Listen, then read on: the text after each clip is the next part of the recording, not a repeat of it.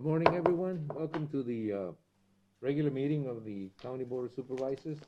We'll also be sitting as all special taxing districts. This is the November 16, 2020 meeting. It's 9 a.m. I think all board members are present, so I don't need to go through that either by phone or remotely. This is my call to order, and the next item in the agenda is the Pledge of Allegiance, which will be led this morning by Supervisor McLeod. Please join me. I pledge allegiance to the flag of the United States of America and to the republic for which it stands, one nation, under God, indivisible, with liberty and justice for all. Thank you. Oh, well.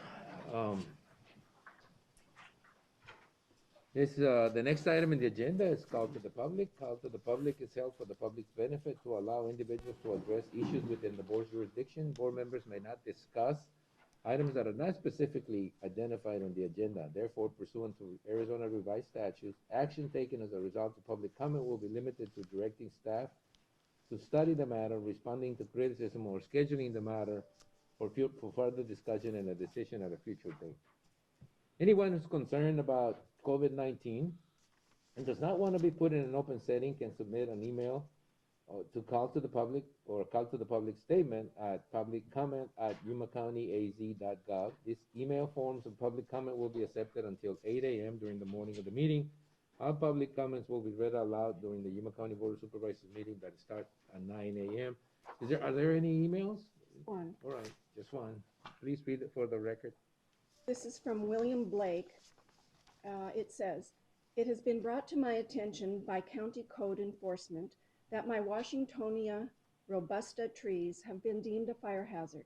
Please see paragraph 3 of 1108.05. Said trees' thatch does not extend to within 20 feet of the earth, nor within 50 feet of any structure. A source of ignition has not been identified. Said trees have not been deemed a fire hazard by my insurance company, State Farm. No actuarial data has been identified that would point to this as a fire hazard. There is no empirical data to support this supposition. The only ignition source this writer can imagine would be a meteorite, possible but not probable. Therefore, I can only assume that this inspector has erred in judgment. The code as written is too broad in scope. It allows for anything and everything on the face of this earth to be deemed a hazard. These trees provide much needed habitat for birds, both migratory and year-round residents. Many bird species require this thatch material for nesting. Most home fires start in the kitchen. This is a fact borne out by actuarial data. Will kitchens be outlawed next? Green grass will burn when heated to flash point. So to my most esteemed and honored county supervisors, pray tell me how these trees may become the hazard so described. Please think carefully, gentlemen and lady, because there are thousands of these trees all over Yuma County. If mine are a hazard, so are yours and everyone else's. Respectfully yours, William Blake, citizen of Yuma County." Okay, thank you. My district. My district. I just got the email too. Okay. I haven't had a I chance to don't look know. into it. I mean, there's so many factors that go into determining that something is a fire hazard. I mean, Yeah. it could be dry, it could be next to something, to a structure, it could be next to a power pole. There's so many things. I think that we don't need to get into a discussion. We just simply read that for the record and have have Sue look into what the circumstances around that, and then let us know, or let at least Mr. Simmons, who's in that district, know what the designation was about. I'm sure there's a reason for it. All right, having had that presentation, we'll move on to, or that statement, we'll move on to presentations, proclamation. I will leave the call to the public item open during the meeting so that we can have someone come in a little late and still be able to participate. So we'll move on to presentation, proclamations, and appointments. During this segment of the agenda, board members may discuss the presentations and proclamations and may announce appointments to the Yuma County Planning and Zoning Commission and the Yuma County Board of Adjustment. No legal actions will be taken. There are no appointments that I can think of, so we'll move on to the presentation of the county line by Yuma 77, the Yuma County Government Channel. Our health district helped to provide saliva testing to different areas of Yuma County. They've also made it easy to get a flu shot, now offering walk-ins on Fridays. and what preparations were necessary to have a successful election with record turnouts in the midst of a pandemic. These stories and more, this is your County Line.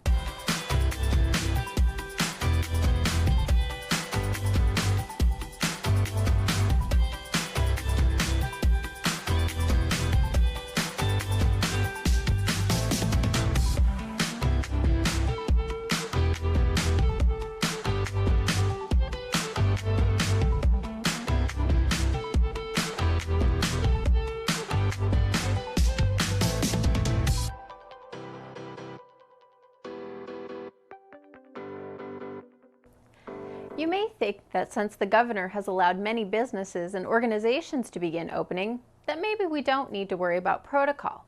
But that couldn't be further from the truth. We must continue to keep a close eye on COVID numbers. It's one of the main reasons the Yuma County Health District recently held saliva testing opportunities in different parts of the county. I think it's important to the state of Arizona that data is collected so that we can get an accurate reflection of what's happening in the state at the current moment.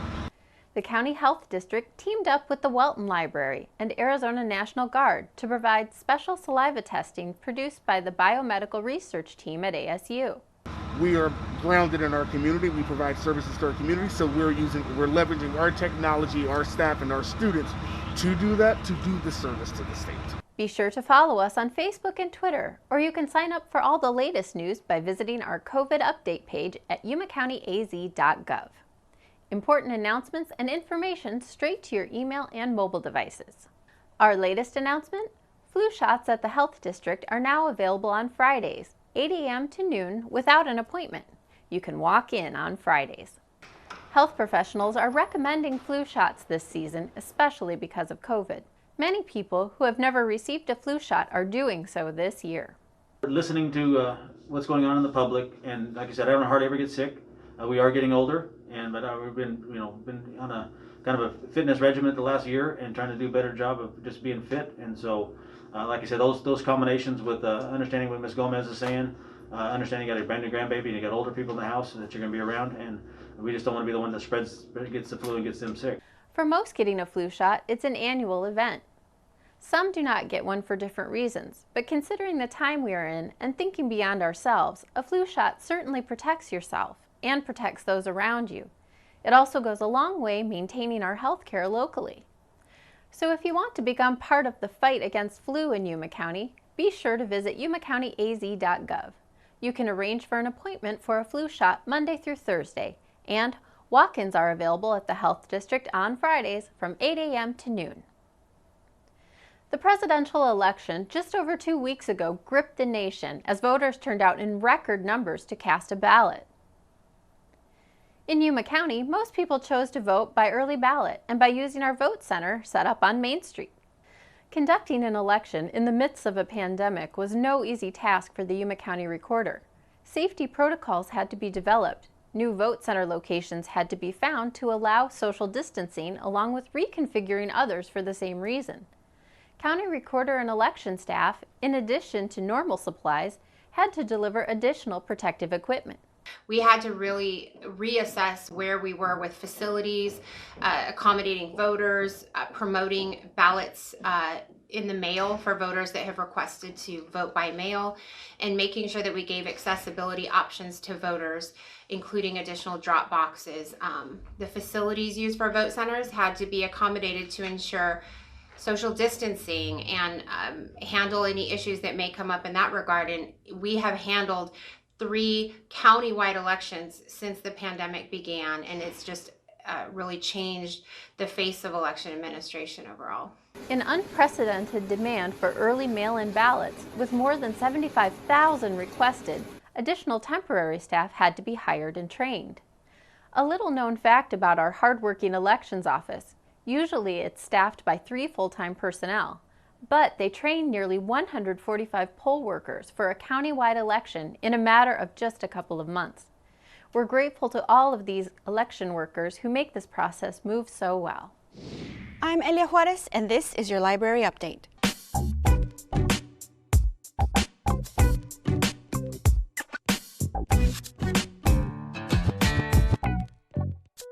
It's National Novel Writing Month, and you could be the next great American author. November is National Novel Writing Month, and every year the YCLD lays down a challenge for people to write a 50,000-word novel within the space of 1 month, to have it finished by midnight on November 30th. You can write your novel and participate in NaNoWriMo by using the e-resources available from Indie Author Project. To check out the information on National Novel Writing Month and everything else that's going on at the library, make sure to visit us at Yuma and follow us on social media on Facebook, Instagram, and YouTube for more programs. Coronavirus has certainly made many areas of our lives different than before. Everyone has had to adapt in different ways in order to stay safe from the virus. Our juvenile courts had a COVID issue, and the solution wasn't far away, but it came from an unlikely source. Yuma County juvenile courts wanted to start opening back up, but could not until they solved the problem of keeping safe while following CDC guidelines. One of the issues, how do you get plexiglass partitions for a courtroom? The students at Aztec High School answered the call. The industrial arts students had never worked with plexiglass. Instructor Jeffrey St. Clair felt it was a perfect challenge for his students. You know, I'm always trying to look for a project. And then the other thing is I'm always trying to look for the material. Well, here the project was given. Okay, there were different sizes, so there was a variety. And the other thing was I didn't have to get any of the material. The material arrived, we're ready to go. Congratulations to the students at Aztec High School for helping our own juvenile court get back to being fully operational. Before we leave you, a quick reminder about our schedule for Thanksgiving. The holiday season is closing in fast, and you'll want to remember that your county government offices will be closed for both November 26th and the 27th, so we can enjoy all things thankful with our families. County offices will resume operation on Monday, November 30th. We'd like to thank you for joining us for this County Line. If you'd like to watch past episodes, log on to yumacountyaz.gov/VOD. And don't forget, you can join us live on Facebook. We'll see you next time. All right. That takes care of that presentation, and we move on to a proclamation. This will be proclaiming December 1st, 2020 as World AIDS Day in Yuma County, and Supervisor Pancrasy will handle the proclamation.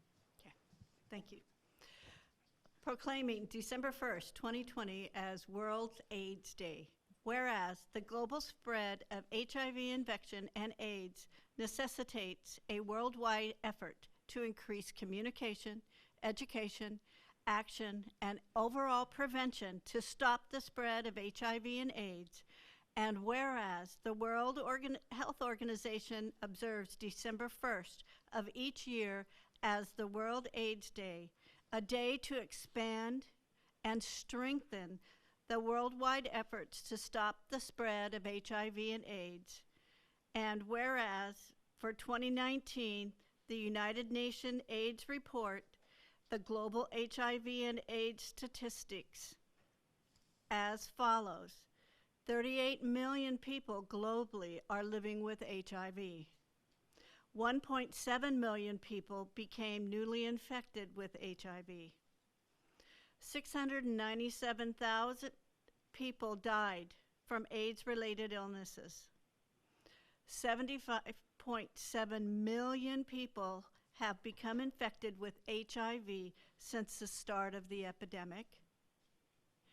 32.7 million people have died from AIDS-related illnesses since the start of the epidemic. About 7.1 million people did not know they were living with AIDS. Whereas World AIDS Day is a time to celebrate the many lives saved by HIV prevention and treatment programs, it also serves as a reminder that we all must do more as individuals, communities, and world citizens to fight the spread of HIV and AIDS. Now, therefore, December 1st, 2020 is hereby proclaimed to be World AIDS Day.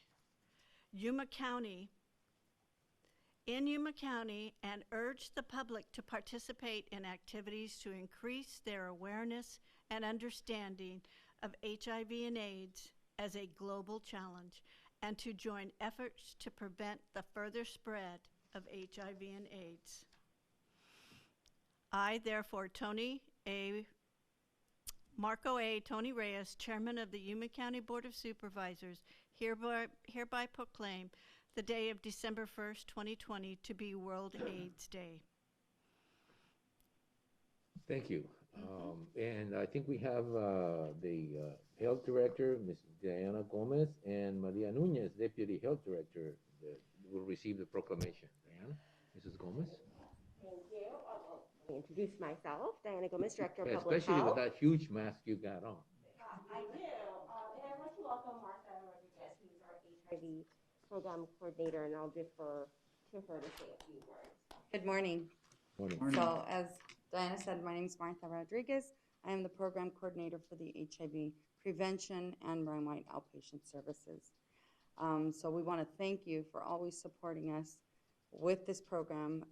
It's a very valuable program, and on behalf of our clients, we want to say thank you as well, because when they come into our office, they do express how thankful they are, how wonderful this program is, and without you, we couldn't do it, so we're very thankful. We wanted to share with you, not only do we have the fashion for you guys, because this is what we use nowadays, right? So we have some masks we wanted to share with you as well. Oh, but we also wanted to share, last year we did this in celebration of World AIDS Day and all those who have been affected. We created this quilt, Yuma version. There is a huge quilt globally that is passed around actually, but we involved our clients, whoever wanted to participate, students from AWC, and various people from the community. We worked together, we collaborated with our health promotions program to get the word out and the material out, and then we kind of stitched it all together, and it was displayed at the health department in the main hallway the whole month of December. We want to continue doing this so we can add squares. And what it is, it's everybody makes a square, whoever wants to, and then we put it together and just make it one big quilt. This was the 2019 one, so hopefully 2021 will have an addition to it. Did not do it this year because of everything that's going on, but we hope to do it again. So thank you again for always supporting us. Thank you again for helping our community out, and on behalf of them as well, thank you. You're welcome. And thank you again for all the work you guys do. I know that sometimes we don't notice it, which is great, but you know, at a particular time when there's a need, people like you guys step up and cover that, and we appreciate it. Thank you very much. Thank you. You may want, oh yeah, you took it. Okay, so. All right. Then we now have next a program update by Paul Breedley on the early warning COVID testing laboratory. He's the Executive Director of the Yuma Center of Excellence for Desert Agriculture. Mr. Breedley. Chairman, members of the board. I appreciate the opportunity to come back and give you some good news about the project that you chose to fund. Can you hear me okay with this one? You can take it off. You can hear me better? That's better. First, I want to thank you for your support. It was really meaningful as far as getting the project going and getting us to where we are today. Couldn't have done it without your support. Also, if she's still here, Diana Gomez has been a great partner with us from the County Health Department. I want to recognize that. Really, the Yuma community now has a great asset in fighting and being proactive in fighting the pandemic that we are fighting. It was kind of interesting when I presented to you, we were basically a national hotspot for COVID.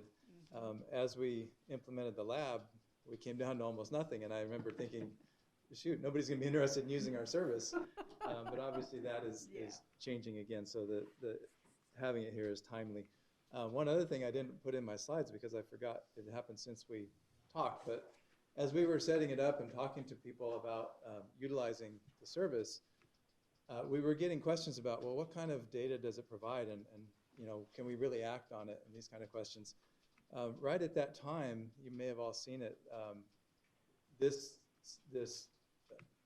service is being provided in Tucson, and one of the main things they're doing is testing the dormitories at U of A as they did their back to campus. And so the students had the test negative as they moved into the dorms, and then the dorm sewage was tested every week. And a few weeks into the semester, they detected COVID in one of the dorms, and of course they went back and checked, and it was there.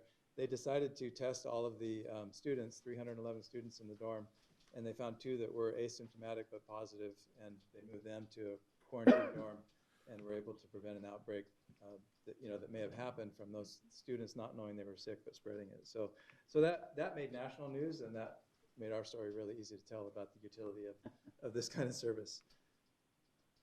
So I just was going to go through a timeline with you. It was August 13th that I presented to you, and you approved the concept. I think in record time, given that it was the University of Arizona and a government agency working together, in 2 weeks we had a contract signed to move forward. And thank you, Susan, for your work on that. What that allowed us to do was to get ordering all the equipment that was needed for the lab and start the hiring process. I'm not going to lie, there were impediments and challenges in doing this. Some of the equipment that we had done initial probes about getting, but once we actually placed the order, then they said, oh, well, that's back ordered. And in one case, they said that will be delivered in December of 2021. So I really take my hat off to Sonnet Nelson, who did most of our ordering and pushing and getting all the equipment in. We also had a hiring freeze at University of Arizona that we had to get approval from pretty far up the chain to hire the personnel to run the lab. But we overcame all those, and by the end of October, we had a functioning lab. So what we've been doing until now is and we had hired the 2 personnel. We had sent them to Tucson to get training. So what we're doing now is running some samples, and we're really good on the positive or negative. What we're still trying to work out is when we quantify it, are we confident in that quantification? So that's taking some extra work that we're doing now. But the good news is we do have a lab. It is functioning. These are some photos from it, some of the equipment. Let's see if we try the laser pointer, but anyways, this is some of the equipment in the lab. There's a new hood on the right, centrifuges on the left, different equipment. You can see a lot of supplies in the cupboards. We've got 2 people hired, a lab manager and a lab technician. That's them running some samples in the hood. Might look familiar to Martine. In the hood. Yeah. So during that time, we've also been talking with different potential users at the lab. And as we talked about before, farms and farm labor companies are very interested in using this. We're starting to run samples from that industry segment. Food processing facilities like Date Pack is very interested to, again, one of our motivations was to avoid what happened in the meat packing plants. And so that's an important one. Another interesting one, again, since we have a lab here, is we can use it in the municipalities around in their wastewater treatment plants, which is something being done various places around the country. I'll show you a slide next of the kinds of dashboards they can make with the results, but you can zone off the cities and the county into different zones and see what's happening as far as increasing or decreasing rates of COVID infection. Arizona Western College, and Ashley Harrington's here today, thank you, in support of this project. They're very interested in using it for the dormitories as well as for the student population that's more transient than the dorms. K-12 schools, Tom's here. Also, I've been working with Tom Tyree and the superintendents around the county, and we'll get into a pilot project that we're going to propose there. But we would like to be able to use it for helping to assure that the schools are safe as they work to stay open and in-person learning. Yuma Proving Grounds is interested possibly because they have teams that come in from around the world, work together for a couple weeks, and then go back where they came from. They don't want those to be spreader events. And we haven't yet talked with tribal nations, but I do think that is also another potential user here in Yuma County. So really making this, kind of a model from around the country of how a community can work together, all different facets and try to be proactively safe. So this is the example I was going to show. This is actually Tempe. This is how they're using their results. There's on the left, they're testing different zones of the city, and then on the right is what they're putting out. The line you can see across where there's a lot of those, that's the detectable line. So that basically you can't detect under that. But the lines that are rising up above that, and these are weekly tests for each of those zones. So each in that bunch, in each of those bunches, the colors represent the different zones. So the pink and purple zones are the ones that are high. That's where they're finding it, and so you can watch over time every week as they test what's happening with those zones, so they can implement public health efforts and see what kind of results that has.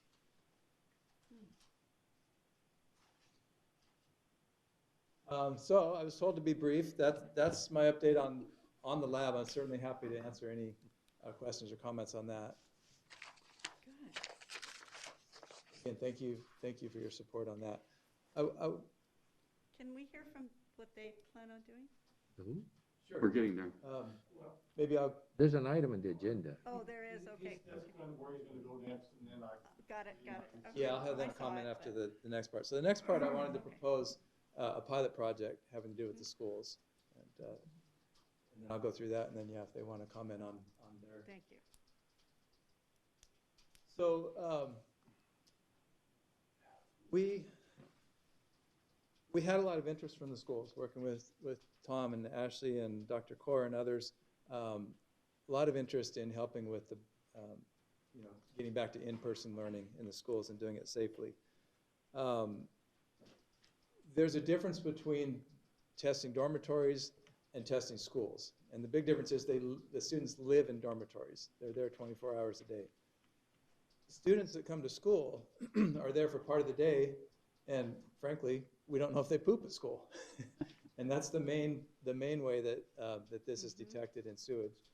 And so that came up on a conference call we talked about, and really the science is unknown on how well you can detect it from urine versus from feces. So we didn't want to try to get funding and launch into doing every school in the county when this was unknown. But we did decide a good idea would be to have a pilot project where we looked at one of each type of school. So in other words, an elementary school, a middle school, a high school, and the community college, and picking those in an area where they're all in the same neighborhood, and testing the city wastewater plant that comes from that neighborhood, then we can see what the trends are in each of those schools and in the surrounding neighborhood, and get some feedback on what would school testing tell us. So we put together a proposal of a 3-month pilot project where twice a week we would test one of each of those types of schools along with the city effluent out along 24th Street by AWC, where we fortunately have one of each of those types of schools. A K-22, yeah. Yeah, and then report those results so we can see how do they compare and how useful is it to test the schools versus the community. You all know the area, but these are the schools we're talking about doing, from the elementary school, the middle school, the high school, and Arizona Western College. What we're proposing is doing the testing at those 5 sites twice a week for 12 weeks. The best way to sample something like that is not what they call a grab sample, which is just a one-time grabbing of a sample, but they make machines that hang down from a manhole into the sewer duct and take a small sample every half hour or something like that. So you're getting a composite sample from throughout the day. So we're proposing buying 5 of those to put in those test sites. And then the City of Yuma, graciously, the City of Yuma has been a great partner in this. And number one, they don't like other people getting into their manholes. And number two, as a gesture of goodwill, they've said that they would handle the actual collection of the sample from there. So that would be a nice partner in this. And then we would just have the time going out to get those samples and taking them back to the lab. So that would be a total of about $54,000. And that's a proposal I'm bringing before you. And yeah, if you'd like, Mr. Chairman, there are a couple. I don't think on a presentation we can get into that much detail. I think we have an item in the agenda where we can discuss this at length. Right now, it was just supposed to be like a progress report. To get into all those questions and answers, we need to really get into the item in the agenda that's posted. You want to just open that item? Yeah, well, we can do that. We can actually just go to the item and then open it up, but we're still in the presentation side. Okay, I'm going to do that, okay? So that we can start discussing some of the pros and cons of this. So the item, I think, is item, where is it? Public health. 7, I think. 7. Discussion and possible action to approve funding for a pilot program by the University of Arizona for wastewater testing for early warning for COVID-19 in designated locations in Yuma County. So I'm going to open that item and we can talk and then everybody can do their presentations. Okay? All right. So are there any questions so far in the presentation, or do we want to continue with a little more detail? Anyone? I don't think I have any questions. I don't think I have any questions. It looks pretty straightforward. Yeah. Okay. So I what? should say they didn't come with presentations. I just. You just had him here for support? You brought him here for support? I did. Well, Okay. I can say I was on the call with the school superintendents, and there is a great deal of interest.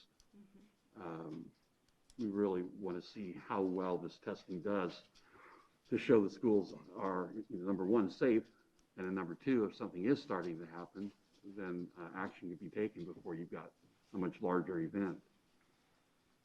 One of my takeaways from that call also, and the reason I'm here requesting funding, is there was also very much a strong feeling from the schools of, we're completely overburdened with everything going on. We can't take on one more thing as far as them funding and supporting this. They're very interested in it, but them taking it on. This is not going to be a question. This is going to be a comment. But when this came up, the idea was to set it up and have the people that use it pay for it. I mean, I'm afraid that once we open that door of funding one particular project, other ones will open up.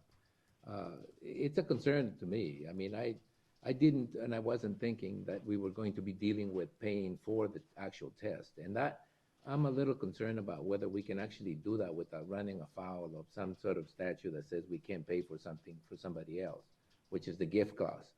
So, and we get that all the time. Every time we try to do something for someone, we end up, having to review that to see if we're legally able to do it. So I guess my question would be to the attorneys, are we legally able to pay for testing for someone else without running afoul of that gift clause? Mr. Chairman, that's really not been discussed by our office. It wasn't something we anticipated at this morning's hearing, so. Neither was I, neither did I. Yeah.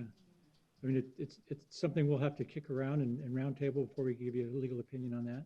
It's pretty, to me, it's sort of simple. I mean, we did the lab because it was going to be open for people to use it, and it was sort of like providing a service, right? So, we did that. And then we got into, we can do some joint venture type of situations as long as, there's a viable reward for the citizens of Yuma County. But this one seems to me like, it's a specific group of people. In this particular case, I mean, I'm all in supporting schools, but that is actually doing it for the school, paying for the testing for the schools. Next would be farm workers. I mean, that kind of situation, this is what this opens up to me. Go ahead, Supervisor McLeod. To me, this is a public health issue. We could put this funding to the health district, who could then work with the schools. And I don't think that violates the gift clause. It would, paying for ag workers. I mean, that's a for-profit, right? These are public schools run with public money. They're not for profit, and it is definitely benefits as far as public health and safety. Well, wouldn't we do it through the public health department? I mean, they certainly get grants and they certainly get subsidies to put some of these programs out. I mean, what I'm concerned is taking general fund money and putting it into this. I'm not against helping. I just want to find a method to do it that isn't going to get us into trouble, because the next The next question is, we go back to schools, right? Which school? And where does it stop? So this is a pilot project just to see if it's effective. We're hoping maybe the state would fund for the schools if they see this is effective. As far as farm workers and other things, we've got a contract that we're signing with all of them to pay for it. So we're not trying to go there. So that's one comment. This is just a pilot project that we feel could show the efficacy for schools, and then they can either fund or try to get funding. The other comment, before we go into a lot of that, but the other comment is, with the advent of rapid testing, I find that you can actually test and get a result in 15 minutes. Why would we want to go through a lab situation to find out? Is it because, look, this is sort of like a warning system. It's not really a testing system. It's a warning system. A testing system is something that you locate someone you test for, and you know which one. It's sort of like the vaccine, that you go through the process. This is sort of like an early warning system. So that would tell you if when we you don't, should test. exactly. Well, And wouldn't that mean that they have to be ready to, what happens if you go to, let's say, one school, let's use one school as an example, and you take some tests and it proves that there's something there. Now, what happens next? How are you going to get the schools to pay for all the testing they have to do now that they know that they have a problem? Yeah, so this is where we've been working with the county health department. The thing about this testing is, with one test, you're covering, hundreds or thousands of. No, you're opening the door to testing hundreds of thousands. You could That's be, the point. You're that I'm indicating that they need it. Yeah, well, once you get a positive test, Paul, aren't you just forced almost to actually either stop the school system or test next or test? Well, is that better than spreading it? I'm just saying that there's now a way to do quick, rapid testing, that if you had someone that, let's say that you had someone that tested positive in a school site, it would be one classroom, for example. You could rapidly test that classroom. If you take feces from the whole school system, doesn't that sort of open the door to say, well, someone took a crap and this came out positive, and now we got to test everyone? That's one response, and Well, again, this is where we've been working with Diana. One response is to say we need to increase the efforts to have people socially distance, get more hand sanitation, get more education so that people are more careful, all the way down to where if you had a population you wanted to test everybody. But still, you're getting an indication that you need to test that group, and you're not just testing people who think they're sick or have some reason to be tested. You're testing everybody, and that's one of the big. And just to finish that line of thinking, though, let me just see if I can get to it. We just had that happen in San Luis. They had 6 positive tests. I don't know why they tested. Maybe somebody who tested positive, so they had to test more people. But they had 6 people test positive. They shut down the school. Now, I'm concerned that if you have a test in your sewer system that basically shows someone at school or some people at school have it, that it would force them to shut it down until they find out who has it. And then that, to me, is an early warning system that you have to think about the next step. What good is it to find out that somebody has it if you're not going to effectively use that system to either shut it down or do testing? And how do you find out who in this crowd of 1,000 students plus staff, has it? That's my problem. My problem is this is a warning system. And to me, that is fine. But you need to think about it. Once you get the warning, what are you going to do?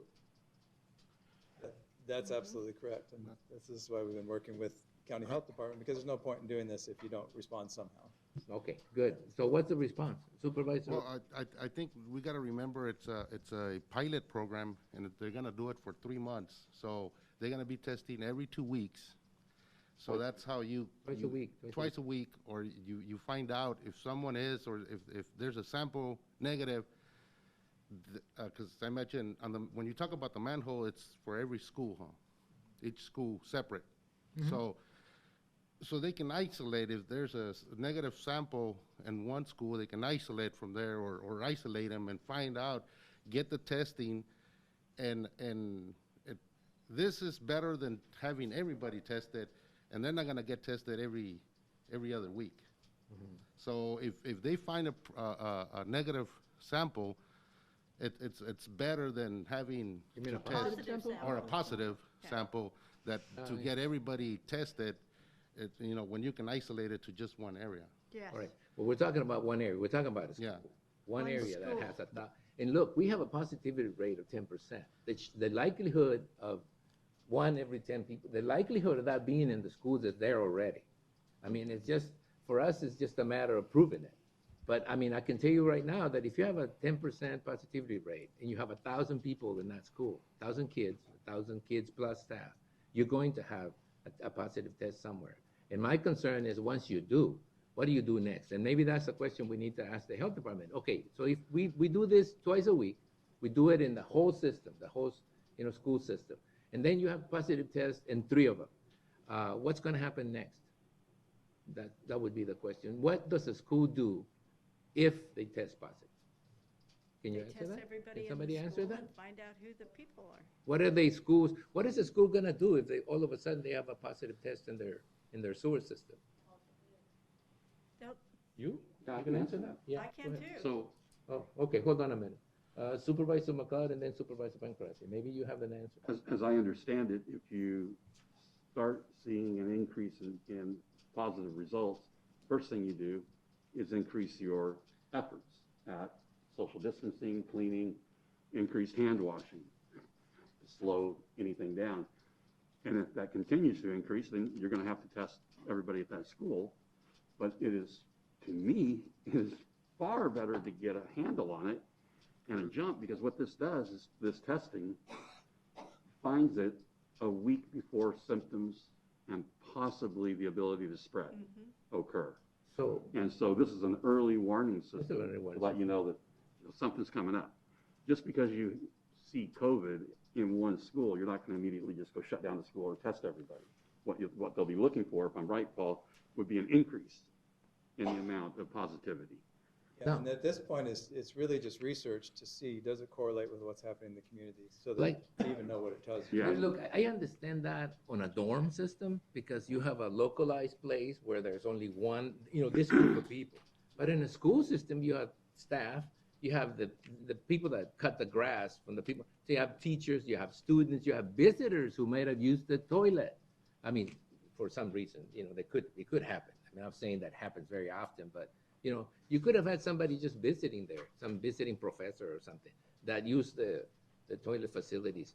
Now, that to me, like I said, I'm not concerned about the pilot testing program. I'm concerned that what do you do once you find one? How do you go through this process? How do you identify? How do you localize it? It would take, to me, it would take an immense number of hours of health department testing. And it would not be, the cost of testing, it's not really that high. I mean, it's not that high. It's what happens after you find it that I'm concerned with. And whether that system, whether science has gotten so far ahead of this process that we now have a way to test people quickly. That's what I'm trying to get at. And I guess the answer to that is, so if a school district gets tested or a school system gets tested and they have positive results, what happens next? Who does what? So as far as us, we would report to that school, and if the school would like us to, or they can themselves, report to the county health department. How can they not? If you test positive, you can't hide it. I'm talking So about now you have from our parents. perspective. Yeah. We're Well, I being know what hired I'm by saying. I someone know to- what you're saying. Yeah. You're saying you're just a science. What I'm trying to get to is the actual what the reaction is going to be. I understand, and that's You know what I critical. mean? You have found 5 school districts that test positive, or 5 schools, excuse me. What do you do now? Now that you know that, and now that the schools know that, what are they going to do with the information? They can't hide it. So now they're going to be forced into plan A or B, whatever that plan is. And what is that plan?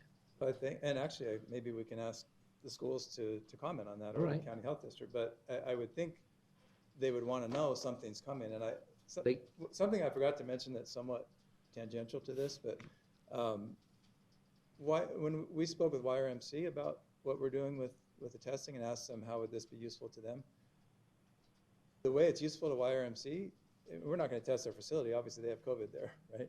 But the problem that they had when they had to send patients elsewhere using the surge line during the during the outbreak wasn't facilities or PPE or anything else, it was staff.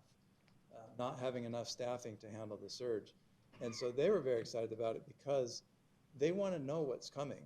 And when you start finding it, and it's increasing, again, this kind of testing isn't trying to say exactly this person has it or that person has it or even this many people have it, but you just see that it's increasing or it's decreasing. And I think the schools can act on that, knowing if it's increasing or decreasing, as far as what they want to do for staying open or hybrid or these kinds of things. I know the hospital wants to know that, because if they can see that in a week or 2 weeks, they're going to need more nurses and doctors and everything else, it takes them that long to get them from San Diego or Phoenix or wherever else. So I would think it'd be somewhat similar to schools, but we may want to ask them. They'd be the customer on this that would be getting the results and acting on it. Okay, so and I understand that the concept is, look, if you have some signs that there's an incident of COVID in there, that would mean the school district has to take active measures or proactive measures to make sure that no one else, or at least that you stop the spread of infection. That would actually mean either you shut the school down and send everybody home, or you start taking more active measures. Because we know it's going to be in the schools. I mean, it's almost impossible that they're going to be exempt from everywhere else. I mean, anywhere that you have 10,000 people together. I think that the point is we're not looking for an individual test, if I am correct, Paul. What they would be looking for is an escalation of the amount of positivity. Then you have a problem. Just because they detect it, yeah, you're right. It's going to be there. Somebody's going to have it. They're asymptomatic. But if all of a sudden you see an increase in positivity, now you know it's spread. I think that's the point, right? So that's why you're trying to do 2 tests a week. You can take some measures, like I say, telling people you need to be more careful. Here's more hand sanitation, whatever measures you take.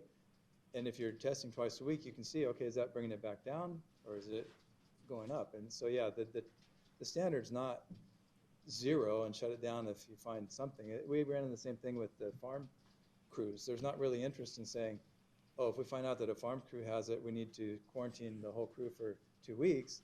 But there is interest in saying, can we take extra precautions among that crew? And I want to tell you, Paul, that when you test a crew can be 20, 30 people. But when you test the school, it could be 1,000 people or 1,500 people. So there's a difference to me. To me, the early warning system for a small crowd or a small size sample, it's not the same. What I'm getting at is if you have someone in a crew that if you test and it comes out positive, you take all those 30 people and do a rapid test with all of them, because what the farm work, what the owner or the rancher doesn't want is to have the whole crew go back 14 days. That tells you, okay, you got to test everyone, find out which one has it, remove them from there, move them out. That makes sense to me, and that was the initial the initial context. In a university, my idea was you would test dorms, right? You would test, specific areas. But when you're talking about a school system, there I can almost assure you there are going to be positive cases. That's, because they reflect the population, and more than the population, they have kids. We don't care. They don't wear a mask when they don't want to, et cetera, et cetera. Now, I want to do 2 things. One is we already know, well, not exactly, but what it's going to cost. So that you're asking us, okay, can we do a pilot project? Can you guys pay for it? Second, I don't know yet whether we can legally do that, but we'll find out. Third, questions. In the question side, there's a person that already had COVID and is, had it already. Does it come out on the test? I mean, I'm talking about obviously people who already passed. That are they still contagious, or does it come out in the test like it comes out on the antibody blood test? I think it will for some time. I don't know if Diana wants to address that. Diana, if a person had COVID and went through it, right? That was 14 days later, and his blood, you can test the antibody on his blood, and it comes out that he had COVID. Does it come out in the feces? I honestly don't know what the timeframe would be at this. Because if that's the case, you would be taking tests. Again, though, we're not looking for individual cases. What they're looking for is a trend line. You're not going to take action just because you find a positive. Yeah, What it you're gives gonna you do is another, you're gonna take action when it's escalated. gives you another data point to know what's going on as you're trying to make decisions. But what I'm trying to get to is that is, normally a school is reflective of the community. In other words, you have all kinds of different people in that community. If you have a high number of infection, a high rate of infection in the community, it's going to be reflected in the schools. It's not immune. So why? And we may find that. We may find that tracks exactly what the community is doing, and So, okay, so this is a scientific exercise. but basically, yeah, it's trying to understand, will it tell us something that can be acted on? I mean, that you're. Well, that's you're my point, absolutely right? correct. What are you gonna do if you find out you have it? Maybe you can answer that question, Mr. Tyree. What is the school going to do if they find out they have a high trend or a trending rate of infection? What options can they have? First of Not all, through the podium. You gotta get over here because you're not in camera. We want to know your social security number, your checking account, and the day of birth. I'll give it to you afterwards, All right. okay? Thank you for the opportunity to speak. You know, a couple, as I listened to the conversation, your questions are very good. I appreciate your questions. And actually, that's the approach that the school superintendents took.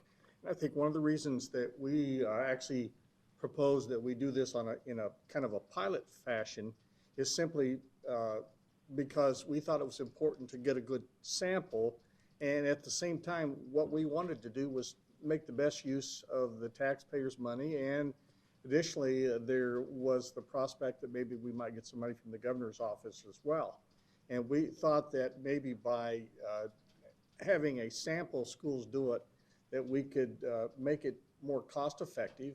And at the same time, with that good cross-section that we have out where we're proposing to do this, that you know, with the community college, with the high school, middle school, and the elementary school, you have a good chance to do that. And to see, we get information weekly from Ms. Gomez's office. One of the things it does is it provides us information that disaggregates the amount of positive cases that we have in the community by age group as well.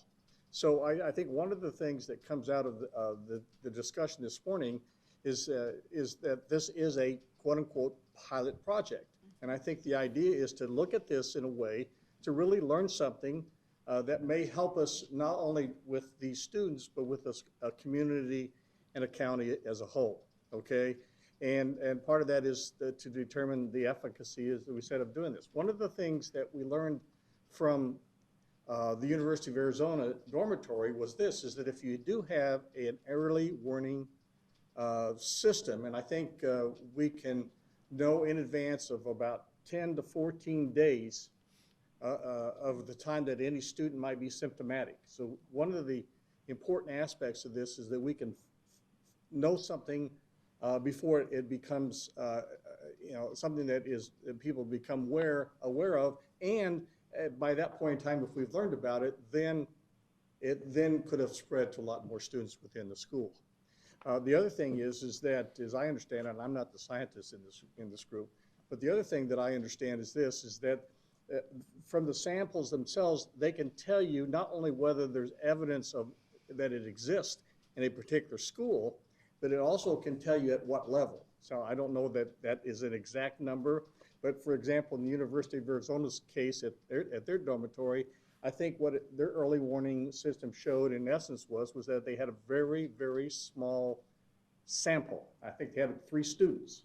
And because they detected it early, rather than doing what maybe was suggested of maybe having to close the entire dormitory, they were able to take some steps earlier that allowed them not to have to close the entire dormitory down or to have more students affected. Now, to your specific question about what do the schools do, the schools, first of all, are very, one of the points that I heard made was that people might come to the school to visit.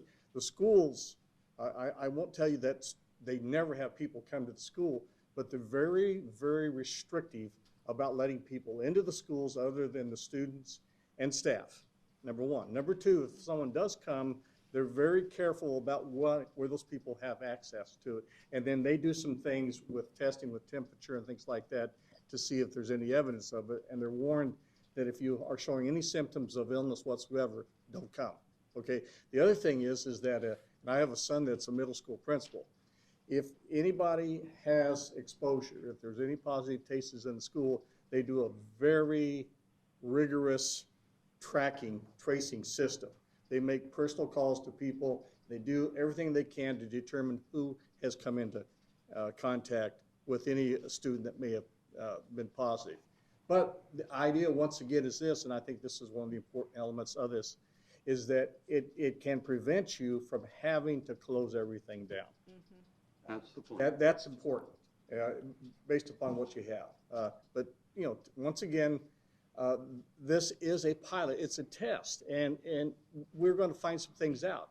And we may find that one of the things is that maybe it doesn't have the efficacy that we thought it might have. The early testing or results show that that's not necessarily the case, but what we're doing it specifically in schools now. If it turns out that that's not the case by doing it on a pilot basis, then I don't think we've used as much money as we might have if we would have done it on a larger basis. So I think that's the way to look at this. It is scientific, Mr. Reyes. We are doing some testing that either in the long run maybe relatively the short run, we may find that because of it, this is something that's going to be beneficial to the entire community. Now, one other thing is this whole discussion may be somewhat moot because, as Ms. Gomez knows, we're getting to the point where we may be going back to virtual instruction anyway, and if that's the case, we may not have any students in our schools for a while. So that's yet to be determined, but we're getting pretty close. We need to keep an eye on that, and I'd suggest that we monitor that very carefully and closely before we, make a final decision to go forward if that's what the will of the Board of Supervisors is. With that, if you have any questions, we're happy to try to answer them. No, do you have any questions? Mr. Chair, I just have a question, either you or Paul can answer. Has there been any media put out on this, mainly so families whose kids go there are aware of what's going on, and all of a sudden we start throwing out stuff, okay, there's a positive here, to more or less not put them into a panic because we're testing their kids. The answer to District again. Yeah.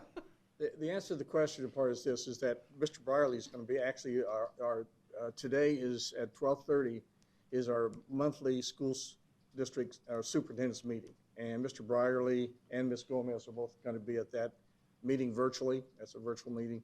And they're going to talk about it. And Mr. Brierly is going to get a little bit more into the weeds in terms of the collection, those types of things. By the way, we were hoping that by paring the costs down and then hopefully by having money that the governor's office might provide us, that we could either eliminate or really lower the cost that it would be to our schools to do that. The good news is that you have a high school out there, you got a couple of elementary school districts, or one district, high school, and another, and the college. So you got 3 different districts that can kind of, share that cost a little bit. So not one district has to do all of it. Maybe this time that's one of the advantages of not being a unified school district. I don't know. The school district, but to your question, Mr. Simmons, we've talked it over with the superintendents and school districts. They're very open to it. I think they're waiting to hear more specific information from Mr. Brierly. Then I think if the decision is to go forward, then the media, the sharing with parents, that'd be obviously be something that the school superintendents would have to run by their boards, governing boards, the same as we're doing today with you guys, to determine whether that's acceptable, and at that point in time, what they would do. I think that the community would be open to it, and in some respect, doing it that way, I think gives you a reason to test.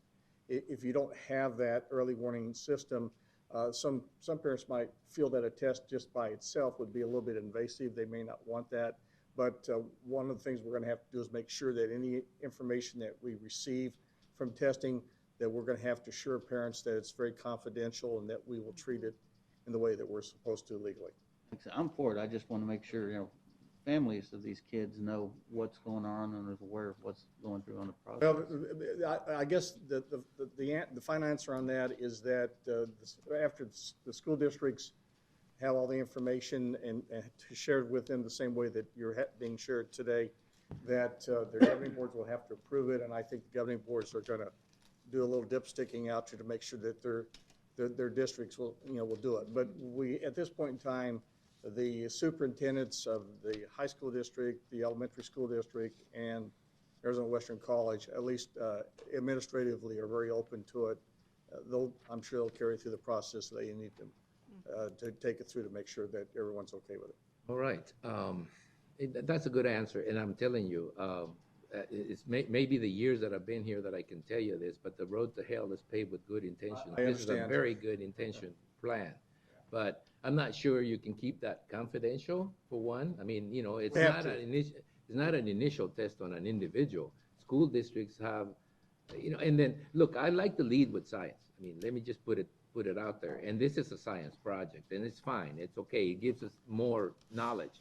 But whether we have to share that knowledge by law or not, it's not something that is decided at this particular time. What I like to find out is if we make the decision to go forth and pay for this initial pilot program, I just want to make sure that the attorneys will clear it as something that we're doing for the public good, or that is related to the health department, or is something that's countywide for county, and if it's a school district. And I understand all the arguments, I really do. I'm just concerned that once you find something, you basically, once you know something, you're bound. You now, what do you do, right? And that's the thing that I'm mostly concerned about. The testing, I'm not, and I think we're going to find out that, we have problems where we didn't think we had, and it's not going to be one of those situations where we find out we have no problem whatsoever, because this pandemic is everywhere. Yep. And it's really, it's not something that I think the school districts are going to be extended from. I mean, they're going to have the same problems we have in the community. They represent the community. There's so many students, so many people. Anyway, thank you very much, Mr. Tyree. I appreciate Chairman that. Reyes, your concerns, I think, are very valid, at least in my opinion. And that's why, we've looked at this and we'll continue to look at it. But one thing I can assure you of is that we are bound by the same laws of confidentiality that the county is. And I will absolutely assure you that the school districts follow a very strict protocol to make sure that everything is kept confidential as it should. Okay, thank you for your good, attention. because if we're going to pay for it, we're going to have some sort of responsibility behind it. Mr. Chairman. Supervisor McLeod? Ashley? Oh, come on. Yes, sorry. Good morning, everyone. On behalf of Arizona Western College and our president, Dr. Daniel P. our college has remained open and service of our community, obviously with the priority of keeping our community, students, and staff safe. Since the March outbreak, when we first initially had to go entirely to remote learning, we've only had 43 positive cases at the college. 43 of over 400 employees, of over 6,000 on-site students, and that's a university learning center. So that includes our partners with U of A, with ASU, and with NAU Yuma. So we are looking forward to being able to partner with U of A through the leadership of Mr. Byerly, so that we can be sure that education continues to be accessible to our community. And the college is proud to be able to be part of this project and continue with the safety measures in partnership with Diana Gomez's office, as well as with the ongoing testing, because it can't be just one step. And we know that our schools are not where COVID is being passed, yet it's coming from our community. So if this is an opportunity to continue to provide a safe haven for our community, a safe environment, and a safe learning center, the college is on part to be part of that. So thank you. Thank you. You didn't tell us your name or something, did you? I know you said from AWC. Ashley Harrington. Ashley Harrington. Yes, sir. Thank you. Anyone else have any questions? I mean, we can make a decision to go ahead and proceed pending legal review. I'm sure if there's a legal problem, they will bring it back to us. Is that the intent of the board? I see a lot of support for it. I mean, Well, and there may be money coming from the state, but we don't know that yet, to where that would be a moot point here. The state may be providing some funding. We hear that's a good chance. Yeah, Mr. Chairman, my motion would be that we supply the health department with $54,160 if the state does not come through with funding to fund this pilot project. Out of where? Out Out of of what general fund? fund. Can it go out of the general fund without putting it in the budget somehow? I mean, Hill is here, but Yeah, Can we do that? received all that CARES Don't Act say money that, don't that go is there. in the general fund now, right? Because we didn't pay salaries with it. Okay. All right, so Paul, let Mr. Villegas answer that question of where we're gonna get the money if we make the motion. Mr. Chairman, my comment was going to be that we need to identify the source since this was something that was not budgeted. And this is one of the reasons why we have contingencies. This is the reason why we have reserves set aside for programs like this, if it is the pleasure of the board. Take We it out can of the reserves. Identify the source so we can move the budget authority from contingency. Where did the CARES Act money flow to? Reserves, right? The AC CARES money, the transfer that we have done from the special revenue fund, yes, it went into general fund reserves.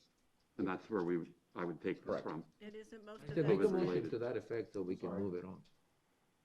So who's making the motion? You making the I motion? made the motion. The motion would be to set aside $54,000, transfer the budgetary authority to the health department out of the contingency reserve fund. Is that correct? Is that enough would be information? correct. If it is the pleasure, Mr. Chairman, if it is the pleasure of the board to put it Based in the upon- health department fund, but we can make this payment out of the general fund as well. Right. Well, I don't really think that the mechanics are necessarily a particular problem. I know you guys can handle that. I just want legal to review it and make sure that it doesn't run afoul of any statute. Okay? All right, so there's been a motion and a second. Do you need any particular? I'll I know second you it. seconded, so. Okay. There's a draft motion in the agenda item itself. Motion to provide funding for a U of A Yuma COVID-19 early warning pilot program for wastewater testing in designated locations in Yuma County. Funding shall be in the amount of $54,160 transferred from available and appropriated general fund reserves for emergencies contingency, Didn't see that. effective today, and subject to development and execution of an IGA between Yuma County and the University of Arizona, and I would add, subject to legal review. That is my motion. Yeah, what she said. All right, so, You want to second that, Lynn? Yes, I second that. all right, so there's been a motion and a second to do just that, pending legal review. Thank you, We just Susan. want to do that. So everybody heard the motion? Any discussion on the motion? If not, all those in favor of the motion signify by stating aye. Aye. I'm gonna Opposed? Motion- abstain. That's an abstention from Supervisor Porches. He has a remote conflict of interest as he works for E of A. Just want to make sure that that is reflected on the record. That is, all those in favor of the motion signify by stating aye again. Aye. Aye. One abstention, so it's a 4-1, 4-0. Okay, thank you very much, Paul. Thank you. Go ahead and go forth and multiply. I don't No, Oh, don't do that. Because you're doing a lot of testing where places like. don't, no. Right. Thank you. Thanks, Paul. Ashley, thanks for coming. Yeah, thanks for coming, Ashley. Thanks for coming out, Tom. Thank you, Tom. Get the money from the state, Tom. I I threw that one in there just so that I would send them off with some. Anyway, so we've done number 3 and number 7. So we're gonna move on to the consent calendar where we have items 1 through, what was it? I think it was It's a big one. 24, I think. 24. No, 28. 1 through 28. 1 to 28. Does anybody want to pull anything out? I do Yeah. want to pull number 7, but I want to pull number 6. 6 and 7? Establishing no parking area. Okay, 6 and 7. Anybody else? If not, then I'll entertain a motion to approve all consent items excluding number 6 and number 7. Is there a motion? So moved. Is there a second? Second. There's a motion and a second to approve consent items 1 through 28 with the exception of 6 and 7. All those in favor of the motion signify by stating aye. Aye. Anybody opposed? Motion carries. We'll move on to 6. Adopt resolution number 2020-50 establishing a no parking area on Plaza del Oro Street between Del Verde Street and North Frontage Road. I would suppose that would have been Supervisor Simmons' thing, but yeah, what do you need, Supervisor McLeod? Well, I'm just curious, and I looked it up on the map, and I'm curious as to why. It seems like that might be an inconvenience. I can let you know, the way it's, because it's one of those things I've gotten several calls on, is the reason this was brought in. People are parking right up to North Frontage Road. When they're blocking stop signs, as soon as you come around the corner, it's narrowed, and they're trying to move them back, get it where they can't park right up on top of the frontage road. So will that entire block be no parking, or just like half of it? I think just like half of it, just up around the north frontage area, it gives That would make some sense. Yeah, it The gives way it, it's written, it looks like they're gonna block off that entire block, and That's quite a bit of parking, seems that it would. No, it's mainly just giving that buffer, right off of north frontage. That makes sense. Both sides, I assume? Yeah. Okay. Because they, So, move it? Yeah, I'll move to approve. I'll second. Motion to approve and a second to approve. Any discussion on the item? If not, all those in favor of the motion signify by stating aye. Aye. All right, moving to number 7, which is to authorize the sheriff to purchase from Santan Ford 18 turbocharged gasoline trucks based on proposals submitted in an amount not to exceed $599,188.50. And additionally, if the sheriff is unable to negotiate with the most qualified bidder, authorize the sheriff to reject all bids and purchase the vehicle with the state contract. Now, I brought this up because with all the stuff that's going on with businesses in decaying business and so forth, I kind of felt that sending $600,000 out of the county for an $18,000 difference didn't make that much sense to me. I agree. And so I wanted to find out if legally we could actually go to the second highest bidder, which would be the local Ford dealership here. I mean, the difference is $18,000. I'm not sure that for $18,000 I'm willing to send $600,000 out to Phoenix or Scottsdale, whatever that is. So, the sheriff's here. Oh, sorry, Sheriff. We were talking about your item. I was talking about the fact that the difference was only $18,000 and that the bidder was from Phoenix as opposed to the local bidder. And I was asking legal if it was possible for us to go to the second highest bidder without running afoul of any statute or regulation, because I felt that sending $600,000 out of the county is just not really supportive to the local Economy. economy. Mr. Chair, members of the board, my sentiments exactly. I will just tell you that our responsibility is to bring to you the numbers. And then, as I understand it, because of state procurement laws and county procurement laws as well, that's my main focus. And from my, I understand, and it has been done before, is the board has actually allowed for local purchase, even though it was higher. Mr. Chairman. Supervisor McLeod? I think what we can consider in a purchase that large, that $18,000 will more than come back to the county in sales tax, I would think. And for legal, wouldn't that make that actually end up being the lowest bid anyway, if we're going to receive those monies? Mr. Chairman, Supervisor McLeod, Mr. Villegas was just whispered in my ear that there is a policy within the county where it has been done in the past, and there is a provision within the procurement policy where this could be done in this instance. That was that was my concern. I really didn't think, given the current, like I said, business conditions everywhere, that we would be not supporting the local dealer in a situation like this, where where if we could do this. You wouldn't have a problem with that, would you? Mr. Chair, member of the board, absolutely not. It's always been our preference to go local if we can. But legally, I have to present the board with what we came up with during the RFP process. We're more than happy to work with the local vendor, which we have done in the past, and it worked out real well. All right. Do I hear a motion to that effect? As long as it's clear. So moved. Second. Okay, but there's been a motion and a second to go to the local bidder on this particular item, as long as it gets cleared by legal. And if there's something in there that, I mean, following purchasing procedures that we've done before, and it's cleared by legal. So that would be the motion, okay? All right. There's been a motion and a second to do just that. Any more discussion? If not, all those in favor of the motion signify by stating aye. Aye. Aye. Okay, that's it. Thank you. Thank you very much. Chair, members of the board, thank you. All right. Thank you. In and out, quick. Good. I just don't want to see one of those behind me too soon, okay?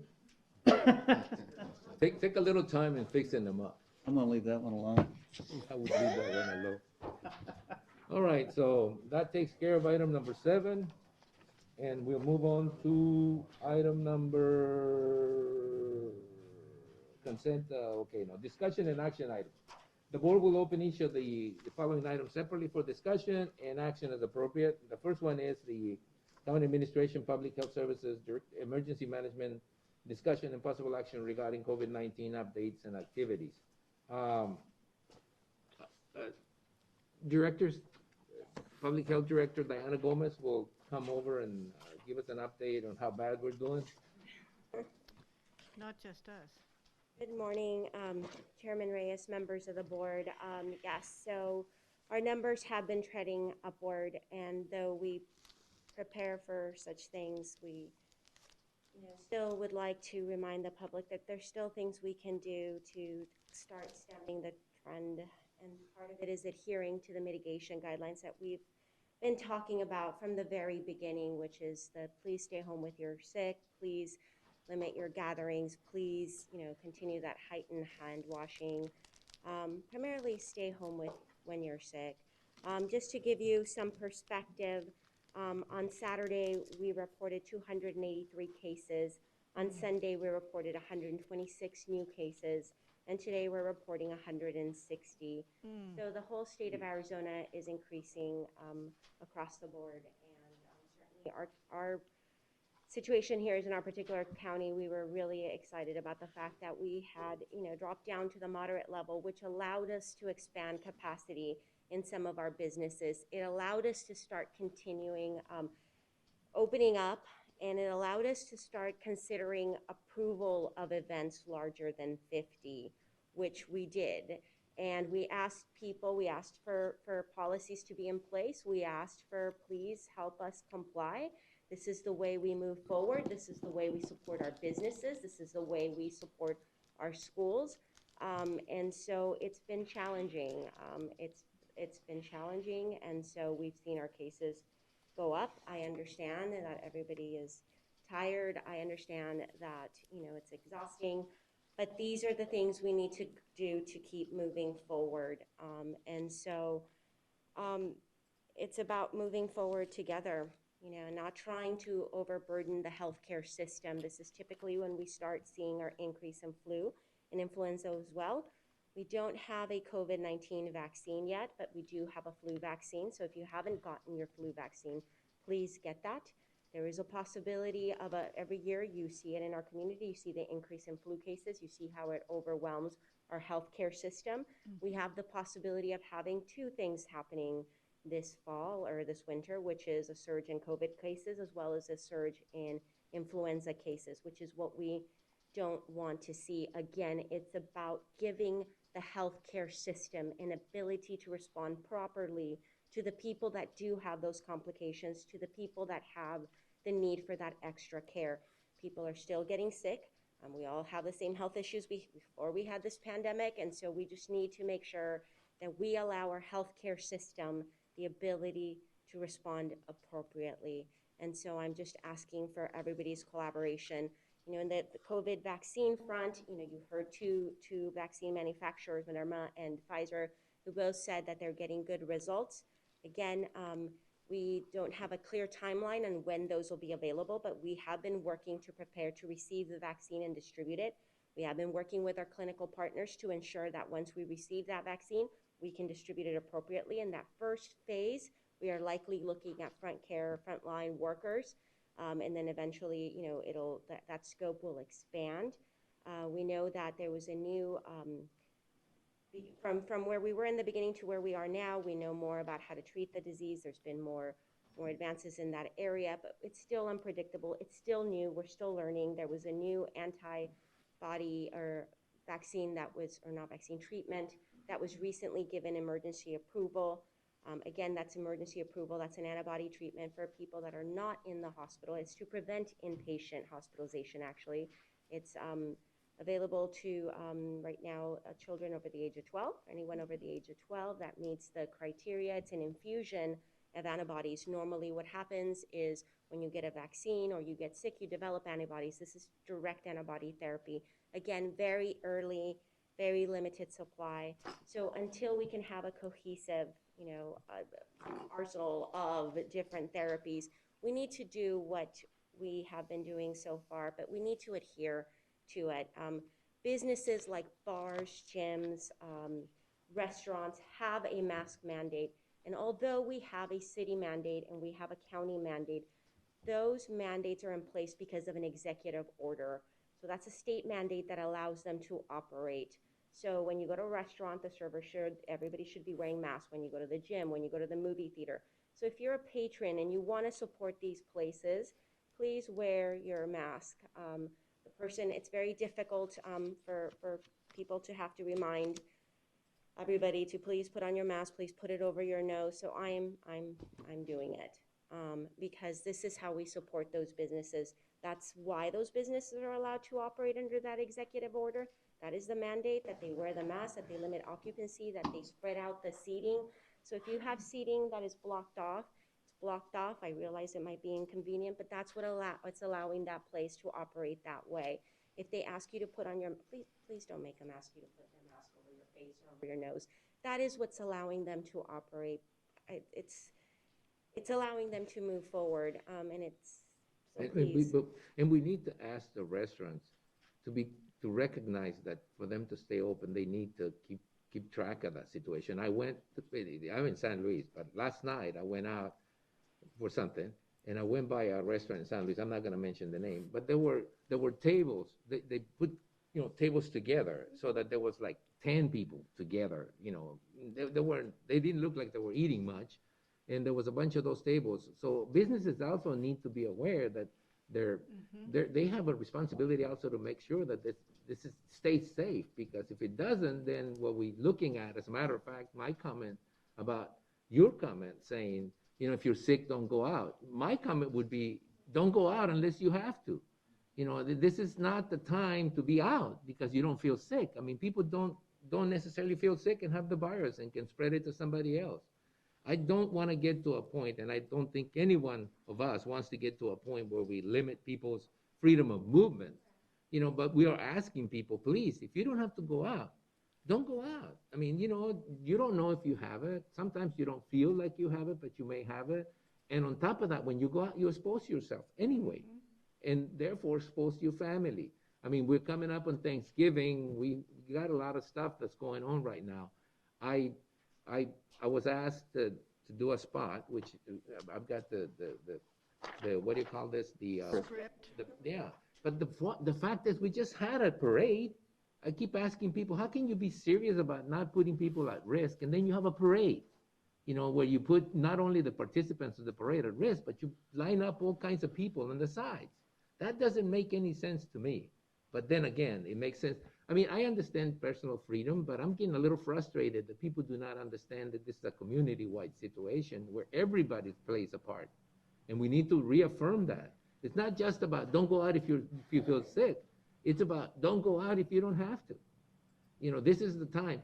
I mean, I don't want to emphasize even more the fact that some countries are isolating their people in different areas. And we could get to that point if people do not understand what we're going through. We're going through a resurgence of the virus. And this could be more serious because we spend a lot more time inside with a lot more people. So we need to be even more careful than when this was at its peak back in July or August. And I don't see it. I know we all talk about COVID fatigue, but the virus itself doesn't get any fatigue. I mean, it just keeps doing it. So we need to be a little more, I feel that we need to be a little more forceful. I'm more than glad to do public service announcements, but I think at some particular point in time, we need to let them know this is not a particular strategy. This is trying to save lives here. We've lost almost 370 people already. What's the point here? I know we got better ways of treating people, but we're still not out of the woods with this. We got a couple of months, 3, 4, 5 months before the vaccine's available, and those are the most critical times. And I don't know how, the health department obviously plays a big part, but I think some of us public officials have to step out a little bit and maybe instead of just suggesting to people, we actually tell people, look, you're in danger of dying. If that doesn't make the point, I don't know what will. And it's just frustration talking. When I received that invitation to that parade, I just thought about that, and I said, I think people trying to go back to somewhat of a normal life, but this isn't normal. We're not in normal times. I'm sorry, I just bent it off on you. But okay. Sorry.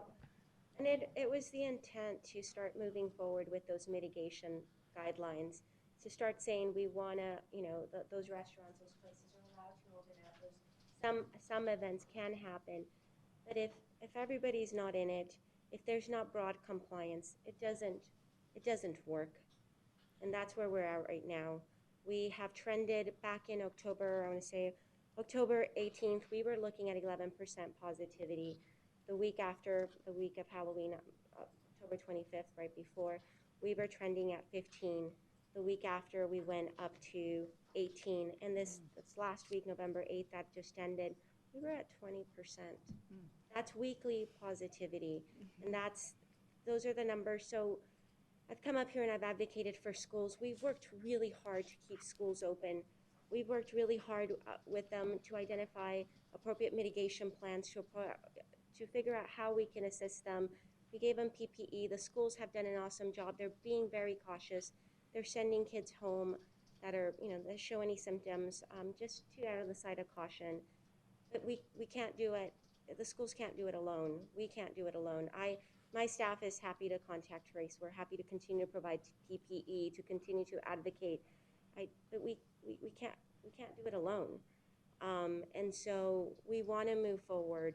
And yes, we have the threat of influenza now, so there's a possibility again of overwhelming our healthcare system. So we've worked to procure additional staffing for our clinics, additional PPE. We've done all that. We really I need the public's help. We need the public's help. And we want to remind people that every year the hospital shuts down its wings because of influenza. They don't let little kids go in. They get ready for what's normal to them, which is the hospital gets a lot of cases, influenza cases in the winter. We have a lot of winter visitors. We have a lot. So they're going to have to deal with that plus this. So the likelihood of them getting overwhelmed is more than a likelihood. It's almost a certainty if we don't, do something. Do we know how effective the flu vaccine is this year? Because they guess every year, and some are good and some are not. Last Friday we had actually and the good news with that is, you're right.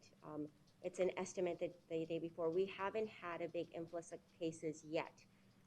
We had, I think I checked in the state, there was like 40 cases so far. Just to give you perspective, in our county, our first flu case last year was in the first week of October. We haven't had a lab-reported confirmed flu case here yet.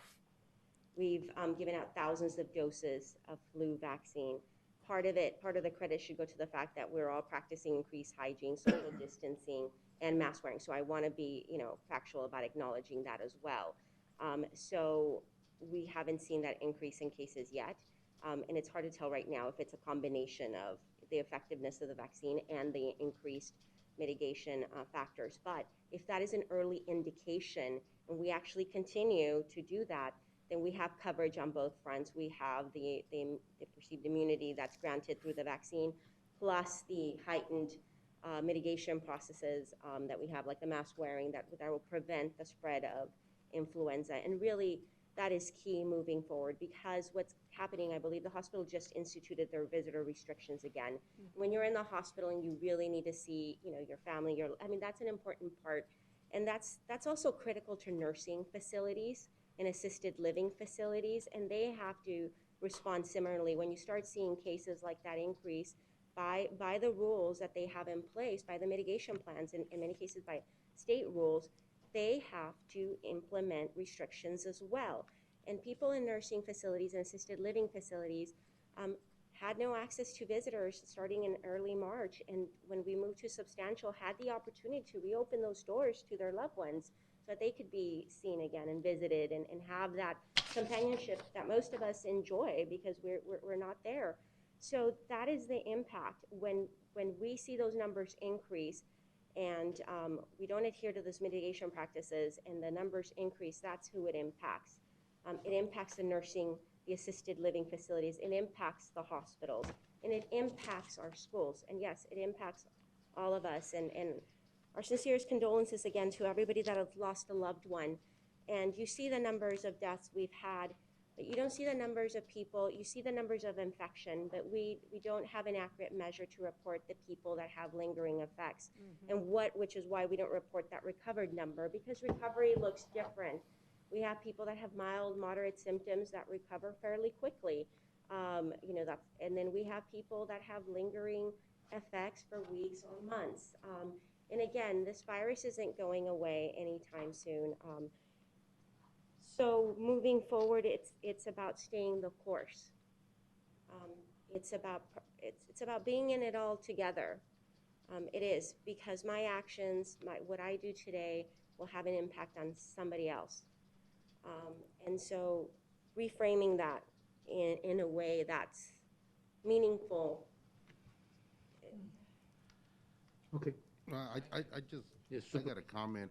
You know, and you're absolutely right. I mean, I think we need to be more proactive and think safe but you know, one of the the majority of the businesses follow that, but there's certain ones that don't, and those are the ones that, you know, then get everybody else in trouble, and something comes down from the state. Mhm. So what do we do, or how can we do, or how can we do it, or what can we do to get those businesses that are not following? And I don't want to say any names, but there. I don't know if she did. Right. There's one that has But- a code. I can say with you know, certainty that the education piece has been there for a long time. Yeah, So it we has. always do that first. We've gone out above and beyond to provide education. The information that's out there right now is not new as far as compliance. Everybody that was allowed to open that was previously closed had to fill an attestation with the state saying they would comply to those guidelines.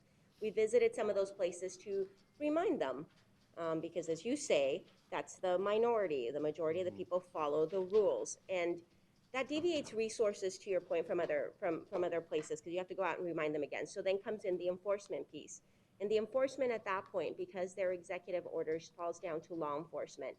And so if you're a business that's not complying, that requires that level of enforcement, it requires a police officer, a sheriff's deputy, to leave what they're doing, to go remind you of the rules and ask you to comply. And then we follow up with, you know, they can issue a citation, they can do something, you know, from a legal perspective. And so, again, Okay. it's just so important if you just follow the rules to begin with, and why do we have to get to that enforcement piece? Everybody's aware, we've shared those, you know, people know about it. Please don't make a law enforcement officer leave their, you know, whatever they're doing to go respond to that, to ask you to please follow, you know, the terms of the mandates that you were asked to follow. But yes, we will have to get to that piece, and it's because when enforcement is the last option, it's because everything else has been tried. So Okay. please, you know, follow the rules so we don't have to get to that point.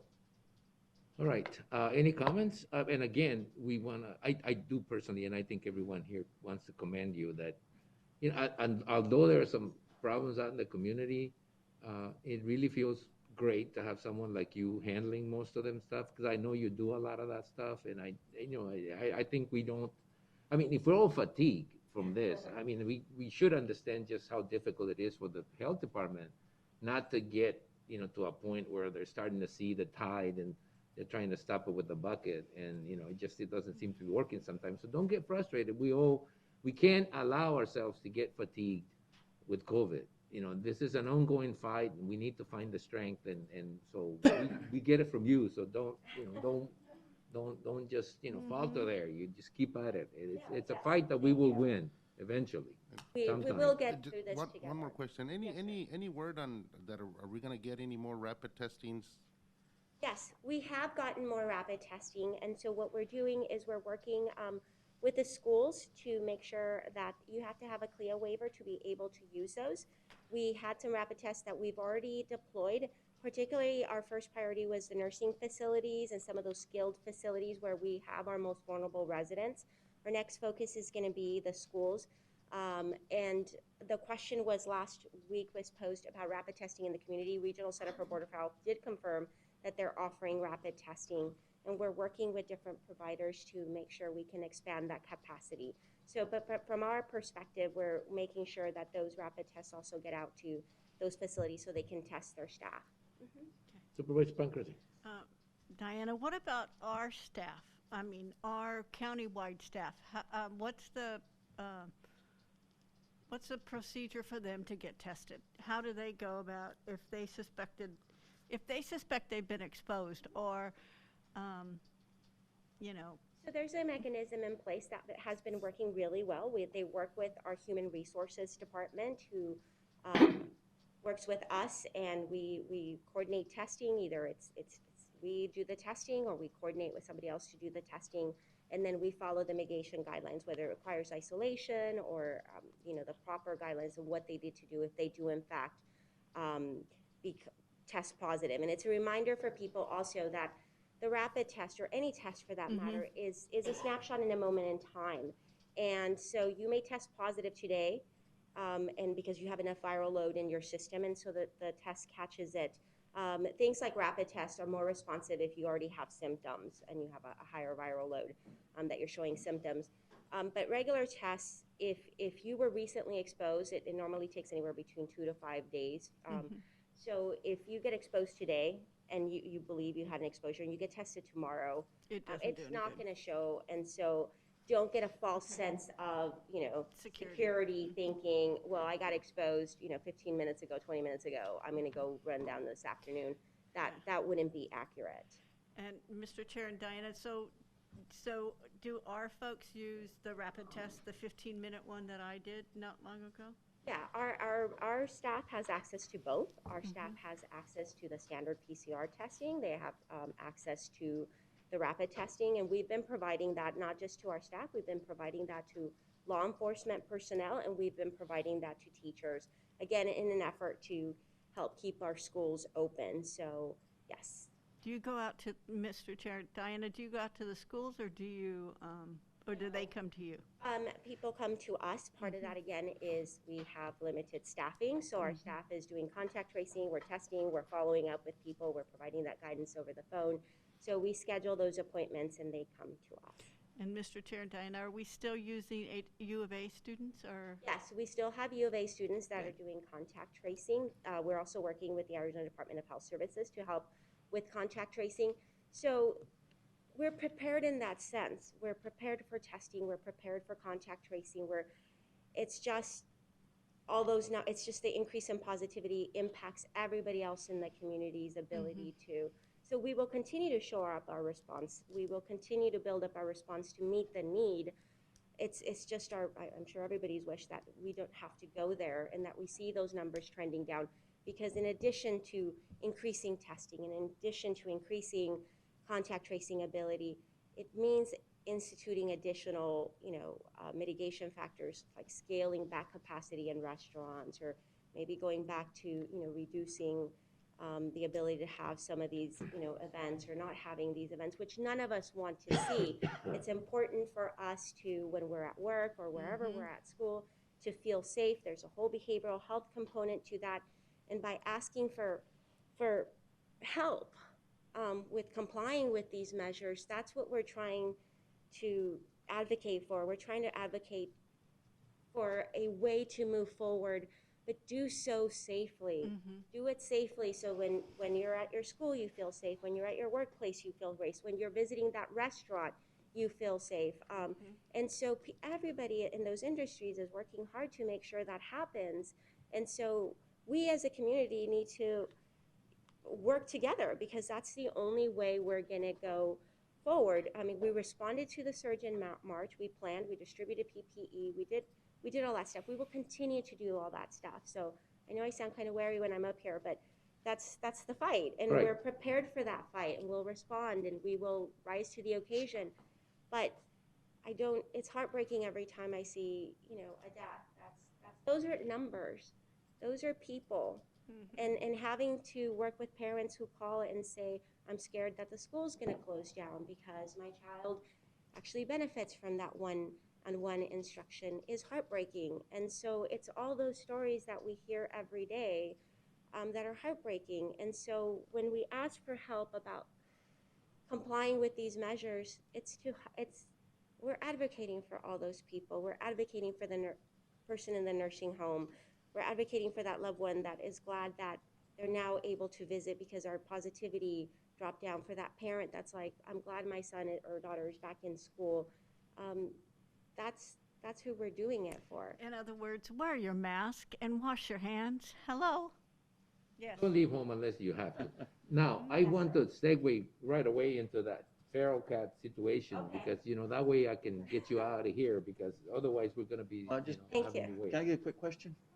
There, on the thing. The Verify COVID. though too that law enforcement is working with you I'm closely. sorry? Law enforcement is working closely with you on the. We're working with law enforcement. That's why, we're providing the testing. But again, it's a reminder that, law enforcement, like everybody else, they're out in the field, they're responding to calls, they're doing a job keeping us safe. So please be responsible and don't make them leave what they're doing to go respond to remind you to please be mindful of the rules that we have in place to keep everybody safe. It's taking somebody off the street. Okay, so I'm gonna have, I think Mrs. Lagunas, I guess it must be Mrs. Lagunas in the back, Here. wanted to come up. Yes. So would you please just give her a chance to put the presentation together and then stay close so we can ask questions about what can we do? Because I've seen the explanation here. Okay, thank you. so I will stay up here. I'll move to the side, but I'd like to introduce, as you know, in that particular line item, we were discussing options to address feral cat issues. And so, as you know, I'll let Annette introduce herself, and she was very gracious in agreeing to come over here. And from her perspective, we work really closely with her. And so, what some options are. So I'll defer to Ms. Annette Lagunas. Do you mind if I take this off? I'll be. Kevin, close the door. So Annette Lagunas, Executive Director of the Humane Society of Yuma. I have worked at our organization for going on 17 years now. And lived in this community for 42 of my 46 years. So the animals in our community is very close to my heart. So I know you guys are starting to talk a little bit about community cats, and I'm hoping that I can clarify a lot of things with this presentation. I hope you're not too tired after all that other stuff you guys have already talked about. So there's no really good way to tell how many cats we have in our community. Mm-hmm. But this is as close as we can get. So given our population size, now this is all of Yuma County, so this is going to include the city. There's just not an easy way for me to break it out. There's about 31,000 is what we estimate cats to just be living outdoors, just outside cats. Now indoor-outdoor cats, which we know that the majority of Americans who own cats will let their indoor cat outside. And we're looking at about 22,000 of those. So put all of that together, we've got well over 50,000 cats that are potentially going indoor, outdoor, or living just outdoor in our community. So I'll not read every single thing to you, but here's what we do know about cats. We all want the same thing. We all want cats to have less negative output. So we don't want them peeing on our boats. We don't want them going potty in our lawns or in our flower beds. And we don't want them negatively impacting wildlife. We don't want them to die either. Most people that come into the shelter over the years, they don't necessarily want the cats dead. They just don't want them. They don't want them in their property, right? So the majority of those cats are actually nice cats. Like I said, the majority of them go inside and outside. I think what's really, really, really important is that community cats are going to keep that rodent population down in many of your areas that you talk about. And in addition to that, if a cat goes through our program, a community cat goes through our program, which we talk about in a minute, they are vaccinated for rabies. So the diseases that cats carry are far less important than those that mice, rats, and so on are going to carry. So as a public health standpoint, the cats being out there already vaccinated for rabies is way more beneficial to our community members than removing them all and assuming they're going to stay away. Additionally, the state does not regulate cats, and I know Diana and Dennis can go into this a little bit further, but the state has no law against cats. There's nothing. Whew. There's a cat down there. It's okay, Lynn. There's no regulation on cats at all. They are considered free-roaming animals. And housing them, having your animal control officers pick them up, bring them to the shelter caring for them, holding them or not holding them, and then euthanizing them is way more expensive than sterilizing them and putting them back. What's TNR? I'm going to get to that. It's called trap, neuter, and return. Oh, that's it. Oh, okay.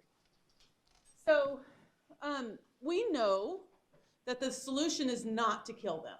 That's not the answer. So for many years, this is Humane Society of Yuma numbers. So 2012, 2013, you can see we were euthanizing well over 4,000 cats a year. So 17,000 cats were killed in Yuma County just over that 8-year time period. 2017, I'm not really sure what happened, but we had a huge influx of cats into our shelter. And that's when we decided we couldn't do that anymore. We can't handle the amount of cats. Not only is it bad for the cats, it's bad for my staff.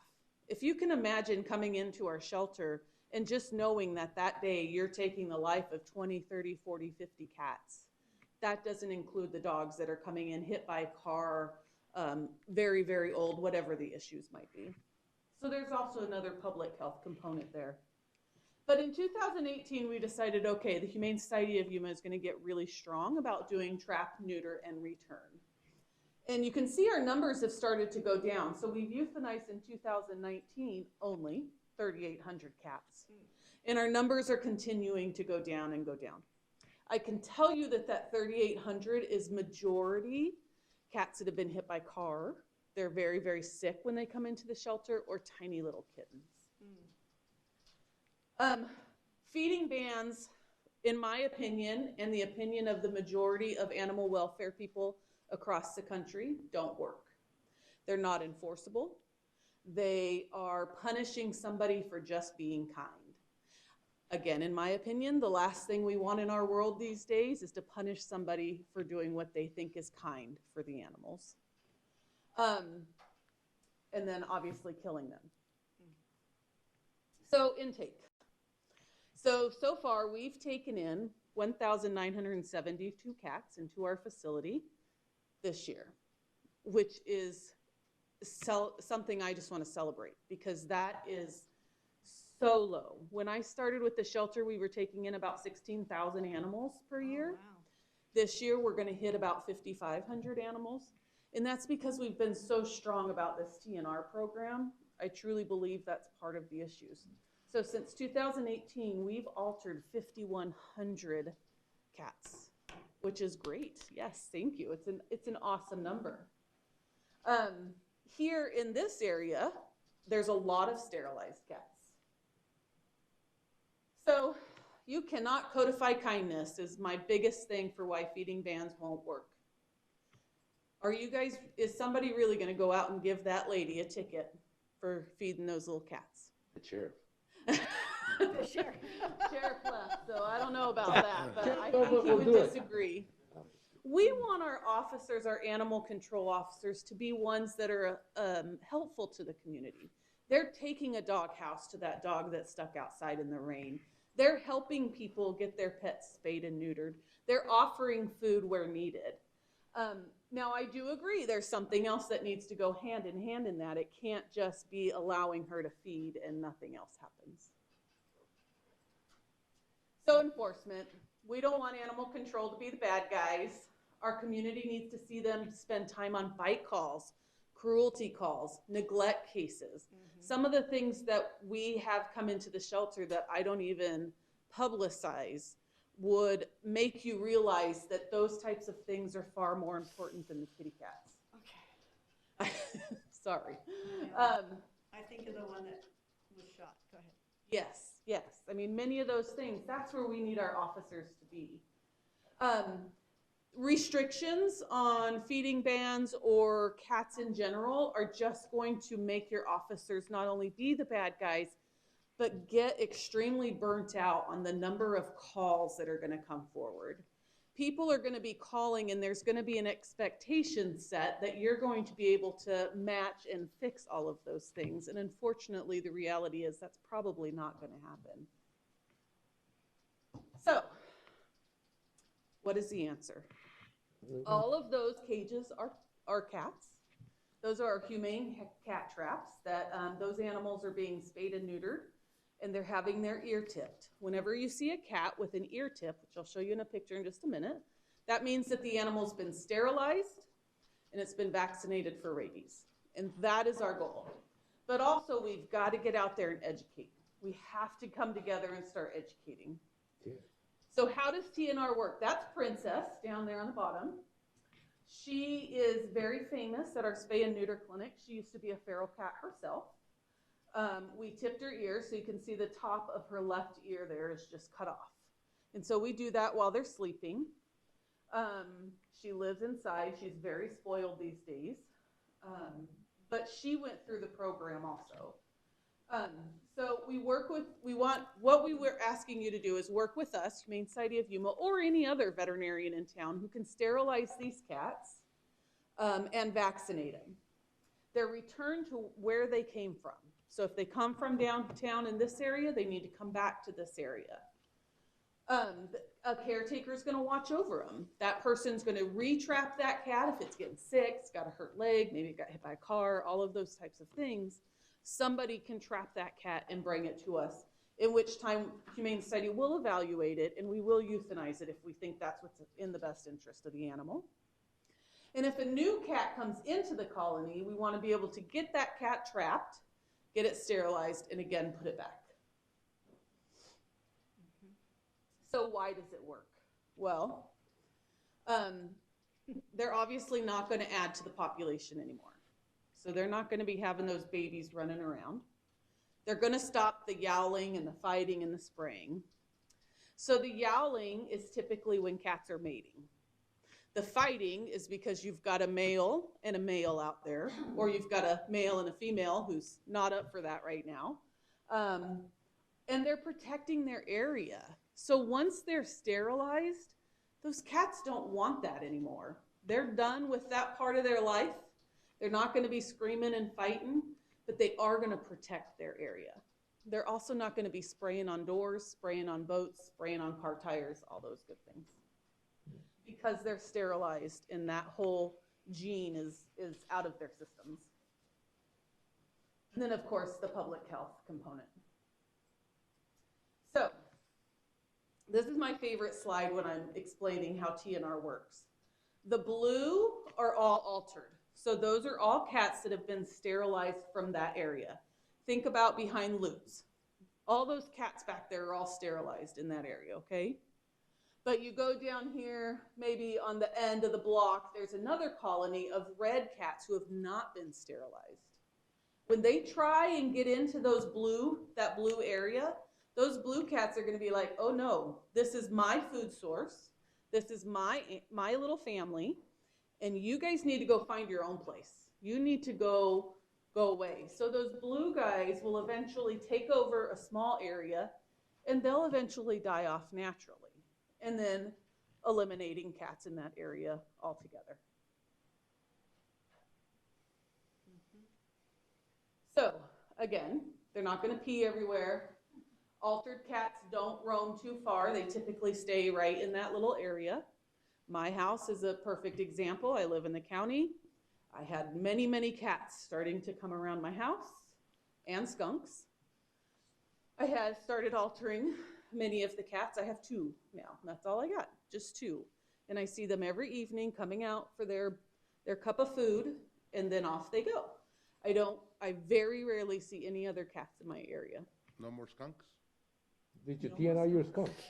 Say that again? Did you TNR your skunk? Oh, no. My husband's like, okay, we'll do the cats, but the skunk, I'm not trapping the skunk, so he's not for that one. But the skunks, they're keeping the skunks away. They are. Because again, it's that food source. It's their food source, not somebody else's. So TNR is great. All that's wonderful, in my opinion, but we've got to educate also. So the community needs to understand what the benefits are here. We need officers, we need county, health department, all of us have to be on the same page and work towards the same goal. Those who love the cats and those who dislike the cats still have to know how to manage them, even if people dislike them. plucking them out of their environment and killing them didn't work. We've tried it for years and years and years. As you saw, 17,000 cats were killed. It doesn't work. So some of the things that I would like to do is work closely with animal control or yourselves to go out to these homes and talk to these people. Let's do some town hall meetings and some educations at some different locations where we know there's an increased amount of community cats. I'm happy to do this presentation wherever I can get it. Cats are sort of, I don't know if this is PC or not, but I feel like you lock your doors to keep robbers out. You lock your car to make sure nobody steals your car. You don't leave your purse in areas where you think it might get stolen. The same with cats. You have to work to keep them out of your yard. These little black things down here in the corner, that's like what you put underneath your chair when it's on carpet, and it has those little nubby things. You flip that over, and let's say that counter right there was a fence. You would simply line that fence with some of those little nubby things. Cats don't want to step on that. So there's one easy and cheap way to keep cats from going into your yard. This ET looking thing is like a solar, Sensor? Say it again? Is it a sensor? Yeah, it's a sensor, and it's a really loud noise. Oh, so the cats, like, we can barely hear it, but they can hear it a lot, and they don't want it. They don't like it. The other one with the big animals on there is I can't remember what they call it. A scarecrow is what they call it, and it's water. And so when the cats pass in front of it, it sprays water, which teaches the cat, I'm not going to that area. I don't like what's happening there. So we need to teach people who don't want the cats these types of tricks so they keep the animals out of their areas. Okay, so what we want to do is help you educate. We want to assist your officers. We want to perform TNR services. And we want to attend any meeting that you'll allow us to come to talk about this stuff. We are asking you to help us identify those areas. Let us know where those community members are at. Help us and come with us when we go to have these conversations in some of the places. And allow the officers to be more of an assistance to those families and those homes rather than just be enforcement. And I'm going out on a limb and telling you that if you do these things, those calls are going to decrease. So one more last thing. If you notice that little license plate, hopefully you have recognized that. $17 of every one of those license plates goes towards spay and neuter in the state of Arizona. I happen to be the chairman for the governor's board for that license plate. This past 2 weeks ago, we gave out $450,000 to organizations throughout the state of Arizona for spay and neuter. Yuma County last year was awarded, I think it was $15,000 through this grant. This year, your Yuma County, your health department, this year, $5,000 is going towards a community cat program. Humane Society of Yuma also got money, so did the city of Yuma. So all three of us are able to get a significant amount of money towards the community cat program. So with that $5,000, I estimate you're going to be able to spay and neuter about 105 of those community cats. If by chance we happen to have a matching $5,000 from the Yuma County Health Department, Yuma County government, we could increase that to 210 cats. So if you think about that, your homes, or maybe the place that's really, you can think of right now that you've been getting a lot of calls, how many cats are there? 20, 10? I mean, that's going to be a big impact on that one citizen to have all of those animals sterilized, or multiple citizens, because it'll be multiple homes. Yeah. So, again, when we've got a lot of unsterilized cats, they're just partying and having all kinds of fun all day, every day.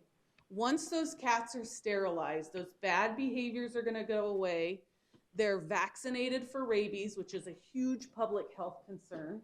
And you're not going to see those cats. You're not going to see the baby kittens crying. You're not going to see the, assuming the mama has left and little tiny newborns laying out there helpless. All of that is going to go away. And that's, I love this graphic because that's exactly what it's going to look like. If we can TNR the majority of the cats in Yuma County, your calls for service are going to decrease. Your annoyances with cats and your citizens is going to decrease. Otherwise, we're going to continue to grow and grow and grow and have tons of cats in our community. All right. So this is not a pilot program. This has been proved. Oh, this has been going on since 2018 with us. All right. So there's no pilot program. There's no pilot program This here. is no scientific research. Nope. And I can get you every person under the sun to condone it and say it's All a right. good program. Okay, hold on. Are you done? I'm done. All right. So Supervisor Pancras, you have 2 seconds. No, you have 2 minutes. Excuse me.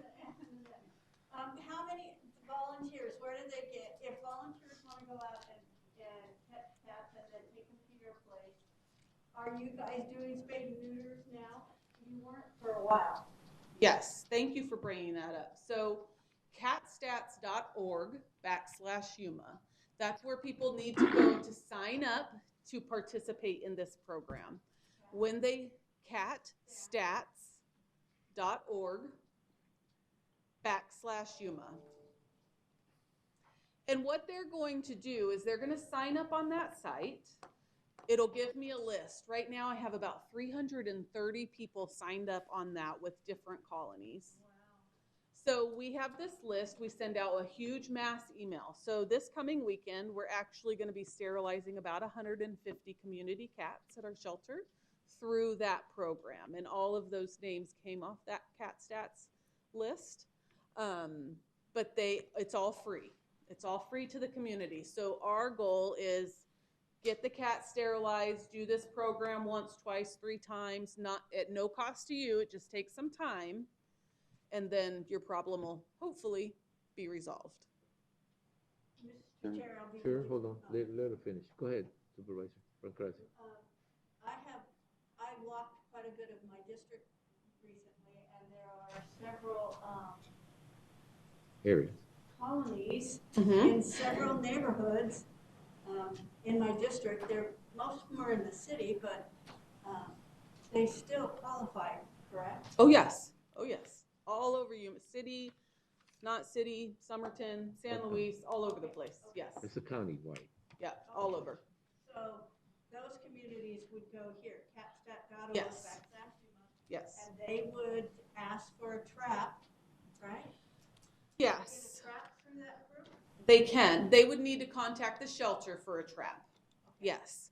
And ideally, the county provides some traps. So those traps are pretty costly. They're about $70 a piece to get the good traps that are most beneficial. So it would be ideal for the county to have those where the citizens could reach out to the county and say, can I borrow the trap? Maybe they leave it. I don't know how it works, but for us, they leave a deposit. When they return the trap, they get that deposit back. So there's no cost to them. All right, Supervisor McLeod. Question for Diana. Do you have budget authority to match that grant? I don't think we have it in our budget right now, so we would have to come and ask. Yeah, well, put it in the agenda for a The agenda to decision, come okay? back. I think that the idea was just to let Supervisor Simmons, because this is more of a problem out in the outlying areas, because obviously they're isolated and it just grows up. So we just wanted to be aware of what's going on. Obviously, if we do a program, we're probably gonna have to do it for the unincorporated areas. You know what I mean? Because, I mean, obviously, $5,000 isn't gonna carry you very far inside. Which is of- what your grant is for the unincorporated area. Good. Supervisor Simmons. My question is, okay, you get these colonies, you get these people that raise these colonies and around their home. They don't want to participate in any way to correct the issue. What actions can we take to address that? Because that's what I'm running into is you've got homes, I've got several in the foothills, and I know several out east. I've been to homes where you walk up to the house 100 yards before you get to the house, it smells like cat. I've been into houses where I thought dead people were in there, and they're alive, but they're sleeping with dead cats inside the house. But just the fact though that it's a huge colony and it reeks throughout the neighborhood. What A health issue. exactly? But I mean, what action do we have to take against them? I mean, okay, say even the house is clean inside, and just the outside is just infested with cats. We can't make them, get them neutered and the TNR and stuff. What recourse does the community have? So at that point, we're looking at both a public health and a zoning type of Yeah, I remember there was a limitation on the Right, number of there's a cats you can limit on how many cats you can have, how many dogs you can. So at that point, if we believe it's an issue on that end, it would be from a zoning and a public health perspective. Again, the whole point of this is to give them the option first, because we always try to do the education and give somebody an option, and then when they're not compliant, then we follow through with an enforcement, and it would be a combined enforcement between a zoning and public health. But how do you? That's what I'm saying. Because you've got some people that well, they're not my cats. I just stick food out for them. I just feed them. We had a house that we ended up selling at auction. That was a big problem because their cats under it. People were coming next door and putting food out for the cats to eat, and that's where they congregated. But who do you go after for something like that? I see where you're coming from, but there's got to be some sort of action to we've exhausted everything else, the TNR and trying to get this done. What recourse do we have at the end if no action's being taken and people are still having to put up with the smell around their house or in their neighborhood? So honestly, Supervisor Simmons, I have not in the past 16 years of me working here been unable to get those situations under control. I know that sounds a little bit crazy, but I promise you I can even take you now to a location in which I had two neighbors fighting very badly. It was becoming pretty hostile, and we were able to fix that over one TNR trapping and one education. I think those that are caring for the cats don't understand that it can be a nuisance to your neighbor. And in many cases, as Diana will tell you, these people just think they're doing what's right for the cats, and that it becomes a mental health issue. But I would love the opportunity to even take you to that house. I would love to know where those places are and go out there with you and talk, and let's see if we can figure it out. So we can put that in a follow-up item in an agenda. We can kind of develop a plan and look at Yeah, what happens when there's. I was going to say that what we need to do is put you in touch. When you have a problem like that, who to talk to, and put some money behind it to help you solve it. And that I think we can do. If you bring that back to us and say, okay, we want a specific TNR, is that what it's called? Yes. TNR program to apply to county, and in the outlying areas, we like you to focus first. I think you're going to be able to solve some of those issues, not all of them, but Well, some. like I said, I know it's the county, but a lot of people, you shouldn't have to put up with that, around their house and So stuff. put it up in front of us as an action item. This was a good presentation. I would not, and I have a colony nearby, but Are they sterilized? I don't think so. We need to. So I will work with Annette. They We'll work yowl a with her lot, so I don't closely, think and then we'll follow up with zoning, and we'll have a couple of scenarios for you. We'll bring it back, and we'll have a couple of scenarios about what a comprehensive program to address this specific issue would look like. All right. Taking impact.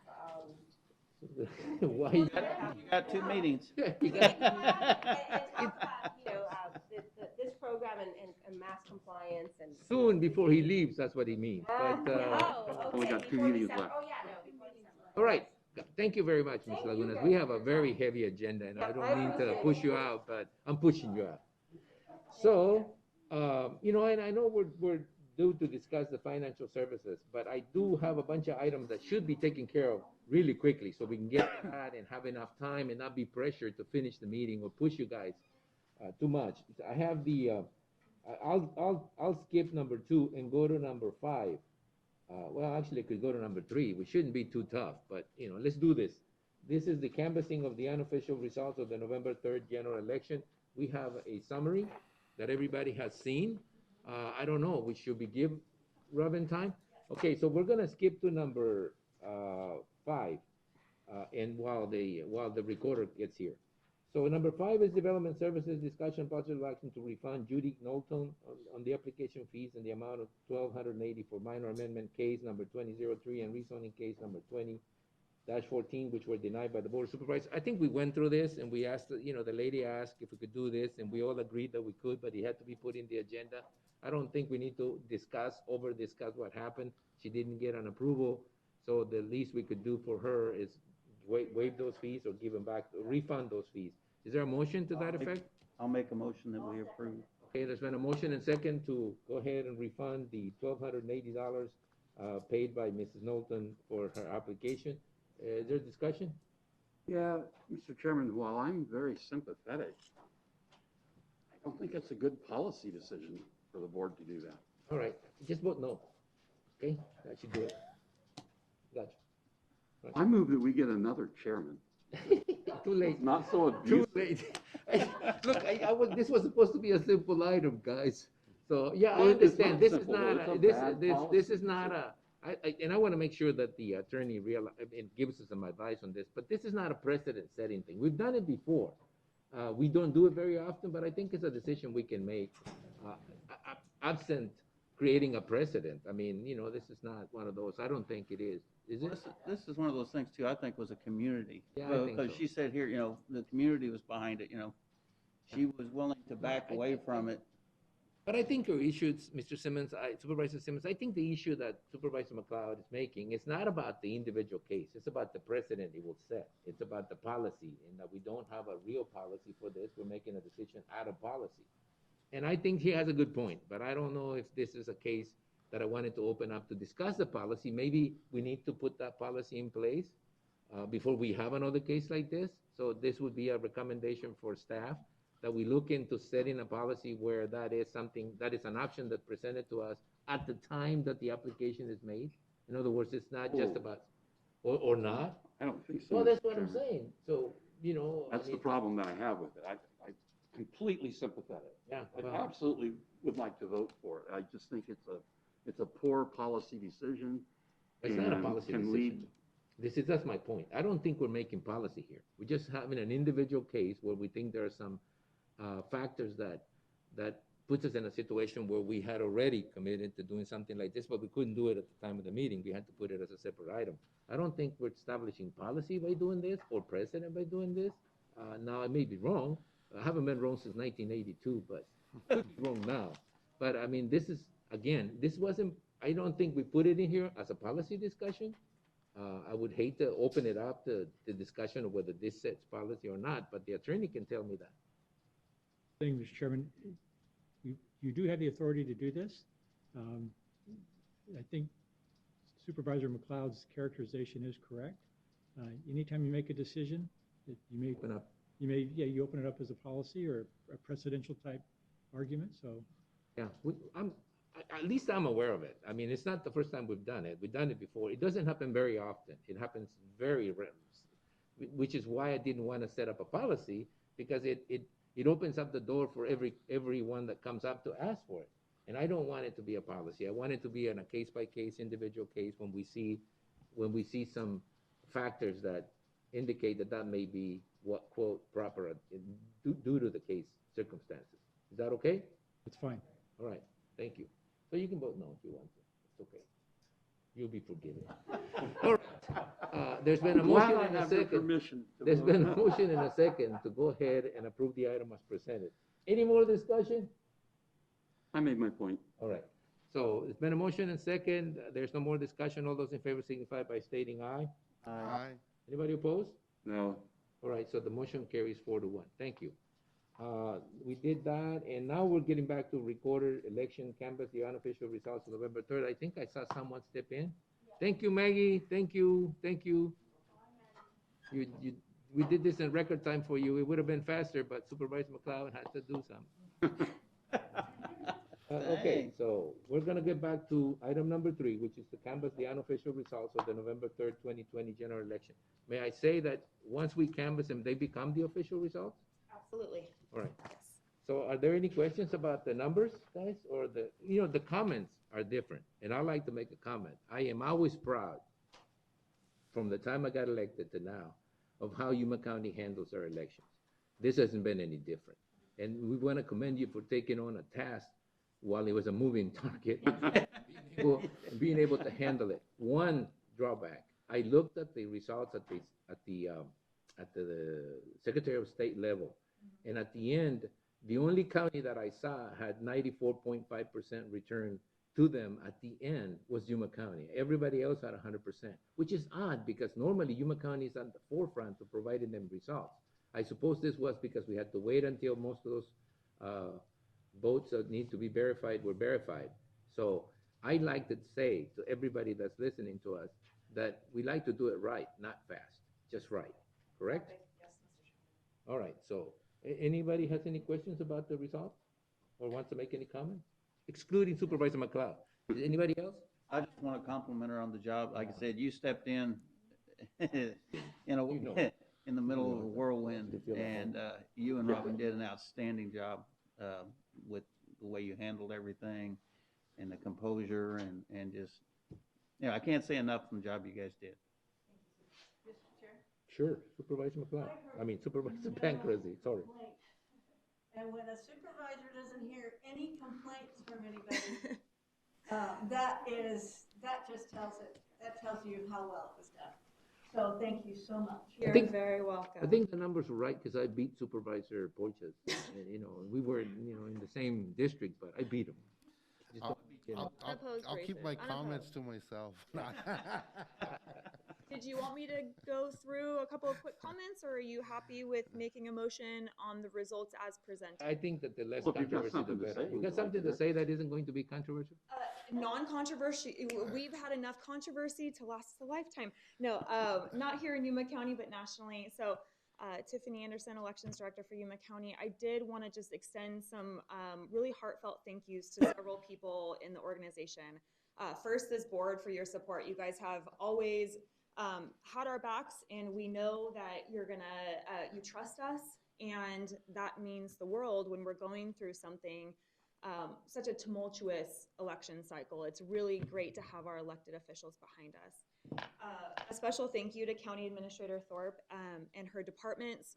Without them, we wouldn't be able to have an election. We rely heavily on facilities management, information technology services, human resources, which is a huge help for us this year as well as Susan allowing us to borrow a few of her staff to make sure that we were caught up with tabulation all along the way so that we could provide the most results as possible on election night for those early ballots.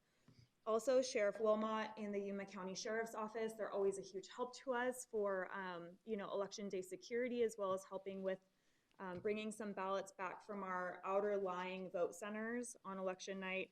And Chief Smith in the Yuma Police Department. She was very gracious to also have a team helping us on election day in case something came up. Fortunately, here in Yuma County, our voters showed up and were being very respectful and kind to each other.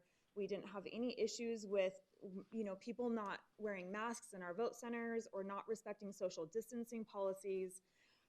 Supervisor Pancrazy was correct. We did not receive a single voter complaint on election day. So we're doing something right here. And I just want to thank you for that and thank everyone who helped us and supported our team. Our county recorder, of course, Robin Stallworth-Poquette, she was in the trenches with us every step of the way. As you know, on both sides, voter services and election services, we have a relatively small staff for the amount of voter turnout that we had in Yuma County this year. And so that meant that all of us were working long hours in the last few weeks to make sure that we could have a safe and secure and accurate election. So I'm so happy to be working for her and to be working for this board. And my team, especially Kika Guzman and Jessica Martin, they were a team first and foremost, and whatever needed to be done, we did to make sure that we could be here today and presenting these results to you for official canvas. As far as election statistics, we are going to come back with a more robust presentation, kind of a recap of the election when we have a moment to catch our breath. But very high level, record high voter registration in Yuma County. We are at over 103,000 active registered voters for the general election. To put that into perspective, that's a 7% increase just from our primary this year. That's how excited people were to come out and vote. Also, record high voter turnout for Yuma County. We had over 70,000 people cast a vote for the general election, which is a 68% voter turnout. Our second highest before this election was the 2016 general election, which had about 54,000 voters at a 64% voter turnout. So just there, we're 16,000 voters more than just 4 years ago who turned out for this election. 85% of our voters voted early. That's not uncommon. That's right in trend of what Yuma County typically does. And it was great that we were able to rent a larger space to accommodate more in-person early voting. That was very popular for this election. So with that, if there are any questions in front of you, you have the unofficial reports for countywide results. There's also the rejected early ballots and rejected provisional ballots breakdown by precinct as well as reason why they were rejected. Which of all things is the toughest thing to look at. It's almost 1,000 ballots, which means to me that almost 1,000 people, voted either because they didn't know how to do it or because they didn't understand what they had to go through. And so it's 1,000 people whose vote is not going to count because they didn't sign it right. They voted, in person. They sent their ballot late. Their signature wasn't. They didn't bring ID. That's probably the area that we can improve on with more education before the election. Make sure your signature matches what you register with. Those kind of things really bother me because in a closed election, which we did not particularly have in this particular case, but in a closed election where it's decided by 50 votes or 150 votes or 200 votes, one of those precincts, and I looked at the ones in South County where they had like 40 rejected ballots and 20 rejected or 30, sometimes those elections are really close. So we do want to emphasize to people, if you want your vote to count, follow the procedures. Make sure that you do it right so we don't have to call you up later on and ask you to come in or ask you to certify something, because that is probably one of the most controversial sides of sending your ballot. You send it late, doesn't get in there, you signed it wrong.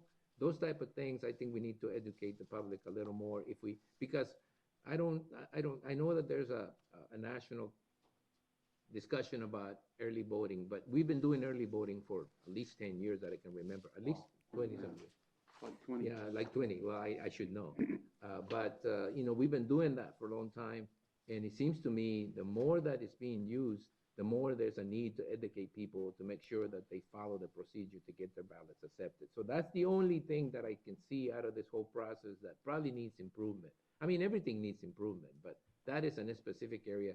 I know we're not going to get to zero because, I mean, there's some people that no matter what you tell them, they're still going to do something. But as much as possible, we need to make sure that now that we're doing 80 or 90% people voting early, that is something we pay attention to. Supervisor McLeod, hold on. Yeah, I appreciate your comments, but when you look at it, the vast majority, 500 out of 686, were because people registered to vote after the registration deadline. So there were very few signatures, like only 3 had no signature. 5 people didn't put the ballot in the envelope. So the other numbers are really very, very low. You had 16, they already voted. So No, understandable. it's not really with the ballot or the way things work, the signature. It's really people registering after the deadline. Well, they went and voted that day, though. What I'm talking about is the reason that we reject early ballots, and that is not matching signatures, 165. That shouldn't happen. And I know it happens because people change their signature or because they scribble something or because they're not paying attention. They don't remember how they signed to register. That's what I'm talking about. I know that the day that people vote, some people just show up thinking they can vote just because they registered last week. And I know that happens, but those are not the ones I'm concerned with. They should know better. I'm concerned about the early ballots and people not signing right. I mean, that's And really, Chairman that's the Reyes, simple.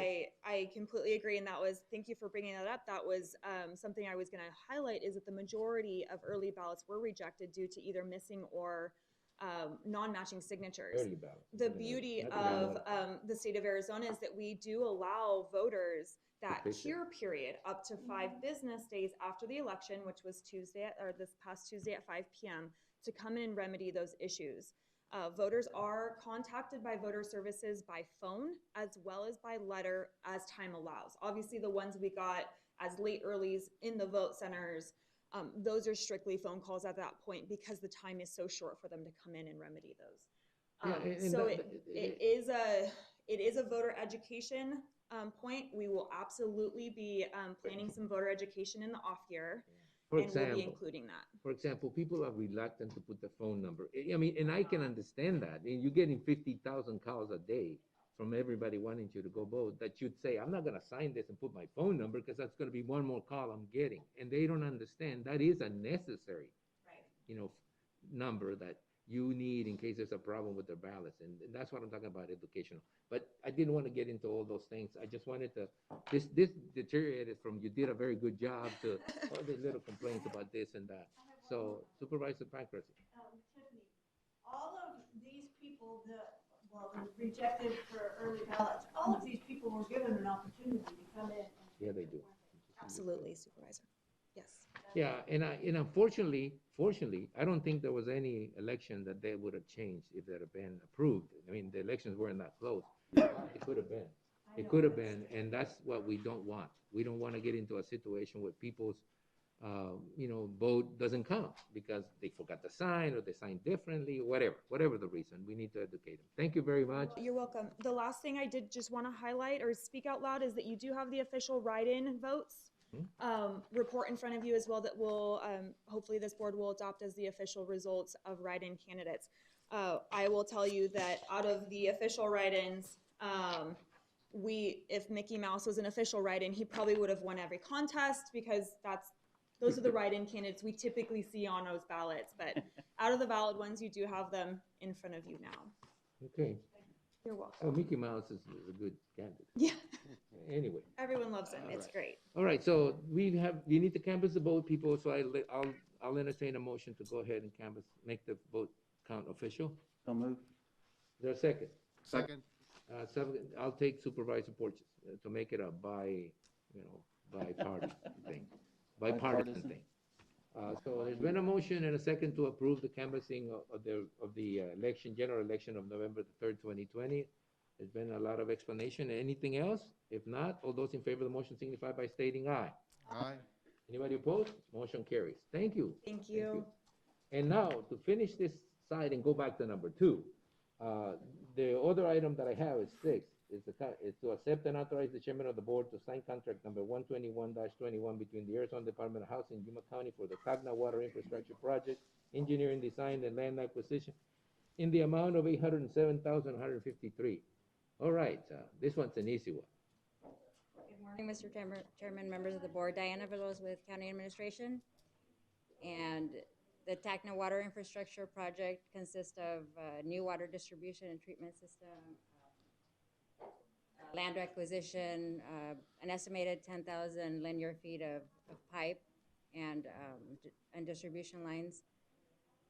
And we actually applied to the Arizona Department of Housing for the Community Development Block Grant Colonia set aside, and they partially funded us. So they only funded us for engineering design and land acquisition for $807,153. How far can we get before we find out if this is a project that will get done? I mean, there's some statements in there like accepting the contract for the district with the understanding that the county will be liable for repaying the grant if the resolution of intent fails. How much are we talking about investing on it before we find out if the resolution is going to pass? Chairman, this is something that it's a project that we want to go through. The residents of the community of Tacna has formed an improvement district. it's something that they want to go through. You can never tell if you're gonna have an end beneficiary until the project is completed, but So, that's our goal. yeah, to so have- how much? How much are we investing in it before we, how much will we be liable for if, for Right. some reason, they don't want to pay for If it? you sign this contract today, Yuma County is liable for $807,153. This is gonna fall on you, Simmons. Yeah, but, Mr. Chairman, too, if I understand it right, this is kind of the first step. That's what Doing this opens up the other grants to be able to fund it. Yeah, that's what I meant. I obviously, you're talking about the total cost of the project, but what I'm talking about is how far can we get, with how much money can we spend or will we be spending before we find out the resolution passes and we can move on to the next level? Do you have any idea? So right now, Chairman Reyes, right now, with the engineering design, we are gonna get a cost proposal at the end Oh, when, I see. when So the it's plans not, get done. it hasn't been defined yet. No, we don't have a cost proposal yet. Nancy? Nancy Nye with County Administration. Mr. Chairman, Supervisors, we have submitted an application to USDA Rural Development to fund the rest of the project. However, as you know, Congress hasn't adopted any budget, so USDA doesn't have any funding available within the state office until that time where they can issue us some sort of funding. We don't know what the grant amount is, what the loan portion will be, if the district board director is going to accept whatever funding that comes down the pipe. However, without design, you're not going to get there. And the design, if you spend any money out of the CDBG contract, you are, in essence, liable to HUD for whatever expenditure you made, because there has to be an end beneficiary, and design does not get you beneficiary. It will just sit there. I think I understand. What we're doing is taking steps forward to make sure that when and if if and when the money is available, we can proceed with the project. And the question that I had was simply, okay, so how far do we go before we know? And your answer is we do the engineering design and we get that far, and then with that, we wait until the decision's made where the rest of the funding is coming from. And so the county can be liable for the whole project if we decide to go ahead and do the whole project. But at this particular time, obviously, the project will depend on getting the funding from USDA that can't commit right now because they don't have a budget, right? Yes, and most likely you're not even going to get any type of resolution until toward the end of the design period, simply because the district can't take it to the board director to pass a resolution to order work. Because you don't know that yet. Yeah, these are the initial steps. I mean, we did a $20-some million project, the Colonia project. Basically, we had it ready when the money came and we were able to do it. So we do understand the value of getting going and understand that we may not know the total cost, but we can see where that's going. Supervisor McLeod? Yeah, if, let's say for some reason it didn't proceed, would the improvement district be liable for the $800,000? Chairman Reyes, Supervisor McLeod, if we just stall at the engineering design and the land acquisition, the reason we're here today is because we received this contract earlier than we anticipated. We have 30 days to sign this contract. That's the reason I'm here today. But December 7th, Public Works Rachel Stallworth will be coming to you with an IGA, which outlines if this project doesn't go through, Yuma County is the first front runner. You're liable, and then the improvement district can pay it off, and that in their statutes, it's about a 10-year payoff to Yuma County, back to Yuma County if that gets signed. I think the answer is yes, right? Yes, it just yes. Yeah. Yes. With a lot of technical stuff aside, but the answer is yes, eventually. All right, do I hear a motion? I'll make a motion that we accept and authorize the chairman to sign contract number 121-21. I'm not agreeing to it. No, I'm just kidding. I'm not signing anything. Your name on it. I'm not signing anything. Now, is there any more discussion on this item? If not, all those in favor of the motion signify by stating aye. Aye. Anybody opposed? And I do want to commend you, Supervisor Simmons, for dominating the meeting today with all your items. Thank you. All right, so that takes care of all the action items, and we're down to the financial services item, which is PSPRS and core pension bonds pursuant to Arizona revised statutes. Conduct a public hearing to receive comments on authorizing the county to secure obligations which are to be secured by a pledge of revenues from excise taxes that the county now or hereafter levies, except for any taxes hereafter levied for an inconsistent purpose. I don't know what that means, but in the estimated dollar amount not to exceed $36 million, with a total estimate financing cost not to exceed $11 million, including interest to finance such costs. Those are big numbers. Mr. Chairman, Mr. members Villegas, we of the started board. with like $10,000, and look where we're at. Indeed, those are big numbers. That's the expected liability that we have with our PSPRS pension plan. This is a public hearing that is a requirement so we can issue debt. Right now, this item is only for the public hearing. But before you open, you call to the public hearing, we have a little presentation that we need to provide to you that would also keep us in compliance with statute. All right. So throughout this process, I've been working with our friends at Stifel, which I want to say thank you very much for being very patient with me. We have Mark Reeder, who is the managing director for Stifel.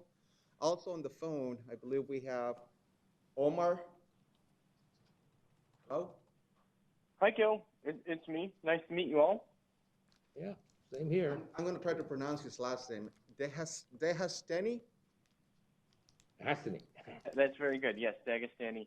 And thank you, Council and Gilberto, for offering us the opportunity to speak with you today. And also with him is Claude Lockhart. They are based in Chicago, I believe. So if there are any questions for me, I would like to turn this over to Mr. Reeder so he can go over the presentation, and then we can go about public hearing. Do we do the presentation first, or do we open the public hearing so that's part of the public process? Yeah, that's what I was thinking. I'm going to hereby open the public hearing process so that this is part of the public hearing record. All right? Okay, so I'm going to give you more than I normally give people. I'm going to give you like 3 minutes. No, I'm just kidding. 5 minutes. Take your time. Take your time. Thank you, Mr. Chairman. Just members of the remember, board. you're between us and lunch. Thank you, and I'm going to take my mask off if that's okay, so you can, everybody hear me okay? Thank you. I'm going to go quickly. We've been through this process together over the years. As Gil said, this is a statutory requirement called 11391 to make sure we're in compliance with statute prior to the issuance of any debt obligations. On page 2 here, I think somebody was, I'm doing this. There you go. There we go. Good. You guys made it easy. Thank you. On page 2, the statute says that we need to have a public hearing in connection with a possible issuance of debt obligations for the county, consistent with what we've done in the past. The statute says we need to analyze the need for the project. In this case, the need to analyze the PSPRS and your corp unfunded liability that you're aware of. The need to use the long-term financing to accomplish this project, and any other available options that the county might have relative to this issue, PSPRS. So that comes right out of the statute. A lot of this is going to be a repeat, Mr. Chairman, members of the board, so I'm going to go quickly. We shared with you a few weeks ago what your unfunded liability is here. Sheriff at about, as of June 30, 19, about 21 million, I'm going to round. At which time you're 51.6 funded, you're paying 7.3% to PSPRS on the unfunded balance. The corp is a smaller amount, you're better funded, about 64%. That adds up to about 30 million roughly. We mentioned to you, I think at our last meeting, that some new numbers are coming out. We're going to be reconciling this with staff and with PSPRS. But we may see an increase here. We're estimating at the moment somewhere almost at 34 million at the time we would fund a potential bond issue, at which time the county would be 100%. So just bear with us as those numbers change, primarily within the PSPRS system. We appreciate that. Page 2, we got this for sheriff. Showed this to you last time. Our sheriff amortization schedule, payments owed to PSPRS if we do nothing at all. Current budget year about $1.3 million, growing to almost $5 million at about 3.5 times, and this is the legacy Tier 1, Tier 2 unfunded liability associated with our PSPRS liability. This is Corp. This is our detention officers. They have a separate program, as you know. It's a smaller liability, 600 this year, going to $1.6 million at just about 3 times. We rolled this up. This is just a consolidated amortization schedule that if we do nothing at all, the county will continue to make these payments over time, and pushing $1.9 million this budget year, pushing 6.7 really over the next 17 years. So this is the, as Mr. Townsend mentioned to you, the unfortunate part of the legacy Tier 1, Tier 2 liability. Okay, we chatted about this last time. What are the county's policy objectives? It's a big issue. You're not the only county out there. I think I shared with you, we just completed financing for Pinal and Gila, and several others are moving forward. What can we do to refinance the 7.3% debt, if you will, constitutionally protected debt, as you all know, for Tier 1 and Tier 2? And is it possible in this low interest rate environment for the county to issue new debt obligations? We're hoping in the 2% range, the high 2s, the mid 2s, bear with us on that, and swap your liability from a 730, restructure those payments we just went over that are of concern to the county going forward. Again, legacy, unfunded liability. So just wanted to kind of have that back up there for you. We're still over here in a very low interest rate environment. It's percolating up a little bit lately, but nothing that we see that's too bad. Historically at or around still historical lows. As our counties contemplate this dilemma, this unfunded liability on our books, on our balance sheet, the county really has several options that it could pursue. Under the statute, you could pursue a property tax bond, voter approval requirement. With voter approval and a property tax increase, a county, your county, could issue bonds, take the proceeds of those bonds, levy a property tax over a number of years, and wire that money to PSPRS. It's my understanding that is not the direction that the county would like to pursue as it relates to this matter.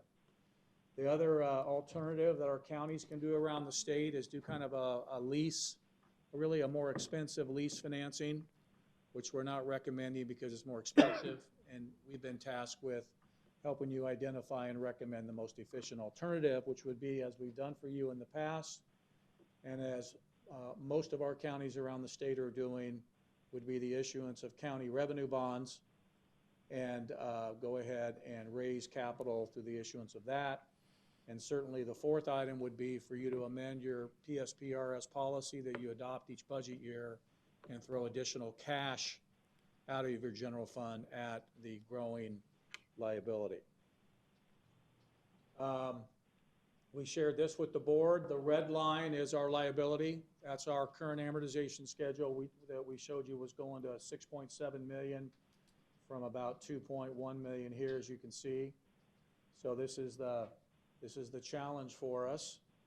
And the thought would be we could sell about $34 million in bonds. We're coming up with, at the moment, a borrowing cost somewhere around 253. I like that. Swapping to the 730. If we're able to do this, there's the potential of estimated net present value savings to the county of about 19.1 million. That's an estimated dollar amount, depending upon the final interest rate on the bonds. But by chopping this mountain down here and really shortening our amortization, which is kind of nice, shortening our amortization here, you can see the green is all that savings I was just sharing with you. We chop this mountain down and we level this out, and I'll walk you through that in a moment, and that's going to provide more budget stability for your county going forward. That's kind of the nice thing about our pension bonds is we can pay it off, we can start all over, and we can reconfigure that amortization schedule in the best interest of the county. Mr. Chairman, members of the board, this is the graph. We just graphed these numbers on the previous page, but again, you recognize these numbers. There's the red line. This is our new county amortization schedule if we move forward. just talking to the board and to staff, and you're gonna see how we're starting to chop this mountain down. You see this right here? So we're gonna give you a little bit of savings, but to the county's credit, you're not doing this for savings purposes up front. You're doing this to address this long-term mountain of debt right over here, right? This is really the legacy concern for Tier 1, Tier 2. So you can see what Claude and Omar did here in terms of the math. We just went ahead and just leveled this out, okay? And you can see we're starting to lower this, giving you some savings. See this savings here? This is where we're giving you the savings. This would suggest at the moment we paid off about, what, 4 years early, give or take? Okay, you would save $26 million is the estimate here. Okay, and on a net present value estimate, that's the $19 million that I mentioned to you if we swap the 730 money for the 250, 260 money, if you will. So some pretty significant savings here on both a cash flow. This is budget here. This is present value. This is budget. So I think this will take some of the consternation out of your budget sessions.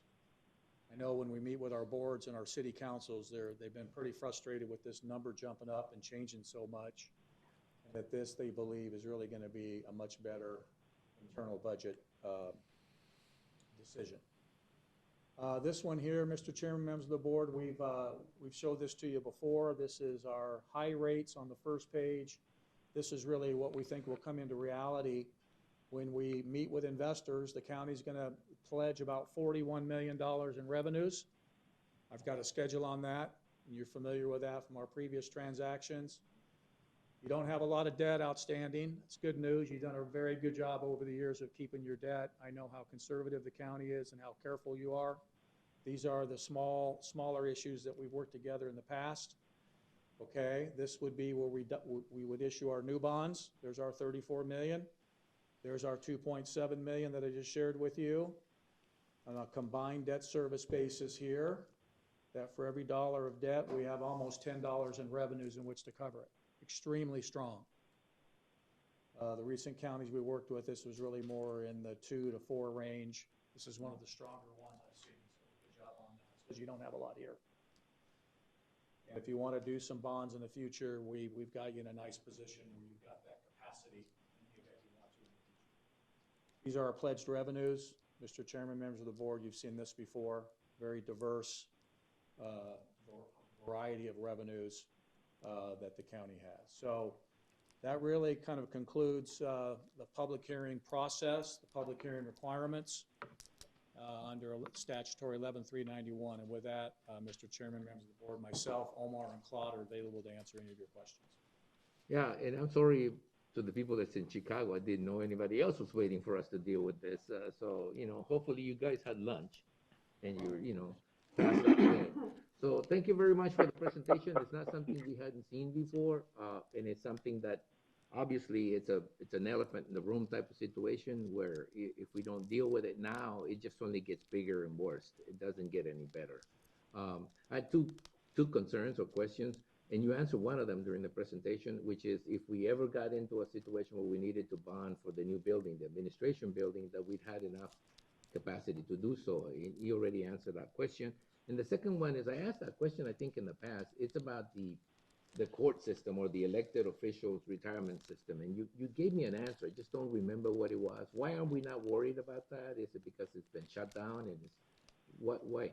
Yeah, Mr. EORP. EORP. You're asking about EORP. We have ASRS. It's a pooled system. EORP is a pooled system. Everybody commingles their assets together. That's the difference, right? You got to continue to pay that each year like you do your ASRS payments. Our PSPRS funds, both Corp and our sheriff, have their own separate assets. So we're on our own. I see. Versus the pool system. That's right. So in a pool system, everybody's responsible. So if you pitch in to solve your side of the problem, you may not be doing anything anyway because other people ask. In other words, that's security. Yeah. But let's not go there because we're pretty close. So anyway, the public hearing is open. Are there any questions before I open it up to the general public? So, okay. All right, so I'm going to open this to the public. Is there anyone in the public that wants to address the board on this particular item? Anyone? Anyone? No? Okay, all right, so we're gonna have to go, is there something else you wanna go into? No? Okay, all right. Just So wanted to- this is the public hearing part of it. And you know, I just wanna make a statement. I've read about the cities doing this already. We discussed this during a prior board meeting. It's been a pretty open process. I don't want people to feel that because they're not, we allow people to participate remotely. We open up every way that we can for the public to make comments. I hope that the presentation assures them that, you know, we're doing the right thing for them over the long run. It may not seem like it at the beginning because anytime and I think we need to take a look at debt. You know, this is not something that you can, you know, say it's going to get resolved on its own. This is not something that can be addressed any other way but to simply pay it off or pay it off in one chunk and hope to save money, or pay it off slowly and pay a lot of interest. This is like a amortization schedule for your house, if you understand what I mean. Over the long run, you'll be paying a lot more if you have to borrow money to do this any other way. Mr. Chairman, that is correct. There is a need for us to take action on this item because it's not going away by itself. What I wanted to say is that in addition to this public hearing that we're conducting right now, we have made available some publications. We issue a press release to the public. It was publicized in the paper. We have made an email address available for people to make comments if they would like to. As of this morning, I didn't see any comments from the public. So it's complying with the statute. There's been plenty of opportunities for Now, this to be full disclosure. the only question that I hear is our use of emergency powers to do this. This is always a contentious situation because a lot of people do not see financial issues as emergency issues. They think that you can take your time and solve them. And it took a long time for us to get into it. But I think we need to reinforce to people that the reason you do this on an emergency basis is because the markets that we're dealing with are continually moving. And 0.25% or 0.5%, if you take a month or two, are just going to change everything.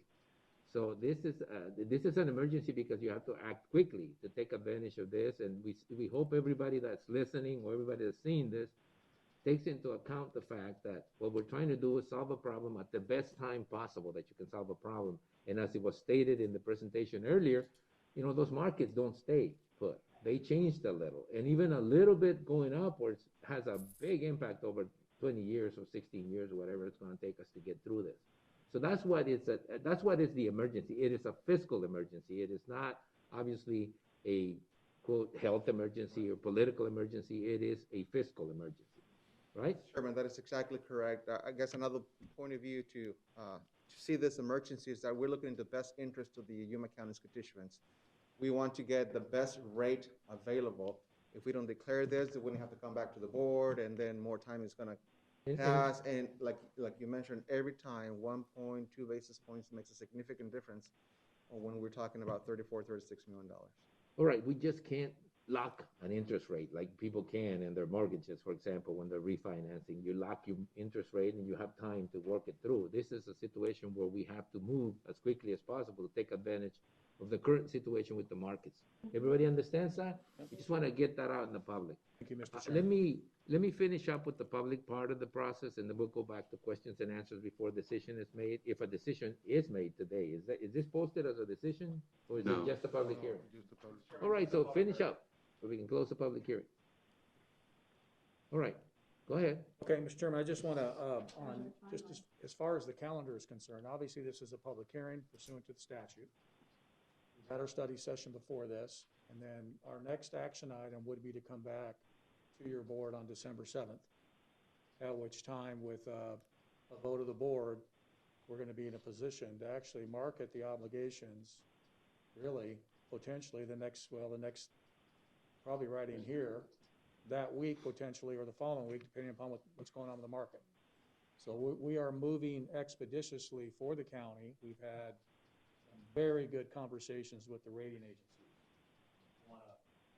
I wanted to thank staff for their time, energy, and effort, and long calls we've had, and we're very, very optimistic we're going to come out with a very strong rating for the county. So So we're Just hoping wanted to to share close that it this fiscal year. Everything in there points to trying to get this done within this fiscal year, correct? Calendar year. Excuse me, calendar, well, yes, our calendar, it's not a fiscal year, it's a calendar year. Calendar year. Yeah, fiscal year ends in June the 30th. Supervisor McLeod? Yeah, question, and obviously I can understand the timeline. However, is that a statutory timeline, or could the board have a special meeting in a week to get going on these bonds? Because I don't see it doing anything but ticking up a little bit. I don't know if you agree with that, but could we have a special session next week to deal with this? Very good point, and it's statutory. Okay. I want to change this, Mr. Chairman. We need to get, this was an ATRA issue and they only do it to counties. We need to change it. We have to wait 2 weeks from today. Once we have our public hearing, that's why we scheduled on the 27th, right after that 2-week date. But the good news is we've been parallel tracking. I mean, there's lots going on behind the scenes with your great staff, and we're in a position to go that week of December 7th. Okay, good. Good, and look, we don't want to make it any more controversial than it will become. I mean, if you push this issue even further and try to squeeze it even further, you always run the risk of people thinking you're ramming it through. Yeah. This is a process, it's set up by statute. It requires a certain notice, it requires a certain time to be between one and the other. So let's just, this calendar is pretty tight, and let's just try to meet it. And, we certainly don't want to, take a step that later on will mean that we have to go back and redo, So thank you for the direction and thank you for the question, but I think we need to take it one step at a time. Is this it? Anyone from Chicago want to say anything? If not, hold your peace. Got it. Nobody said anything. Thank you very much for the discussion. All right. Okay, so I'm closing the public hearing and getting back to the regular session. Thank you very much. Thank you. The hearing is closed, and we go back to, I think we have 2 items left, or 3 items left? Yeah, we have 2 items left, I think. One is I went back to the consent calendar here.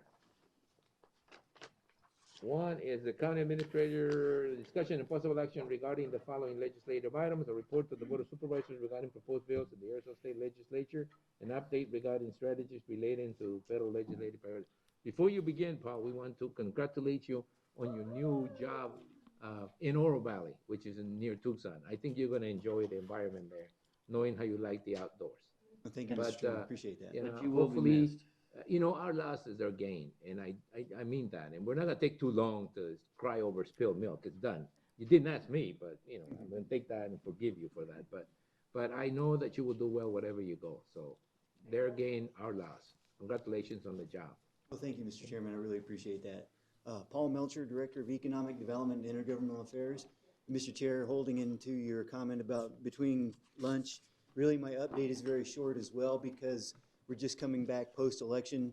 We still haven't heard from the state legislature if there's going to be a special session or not.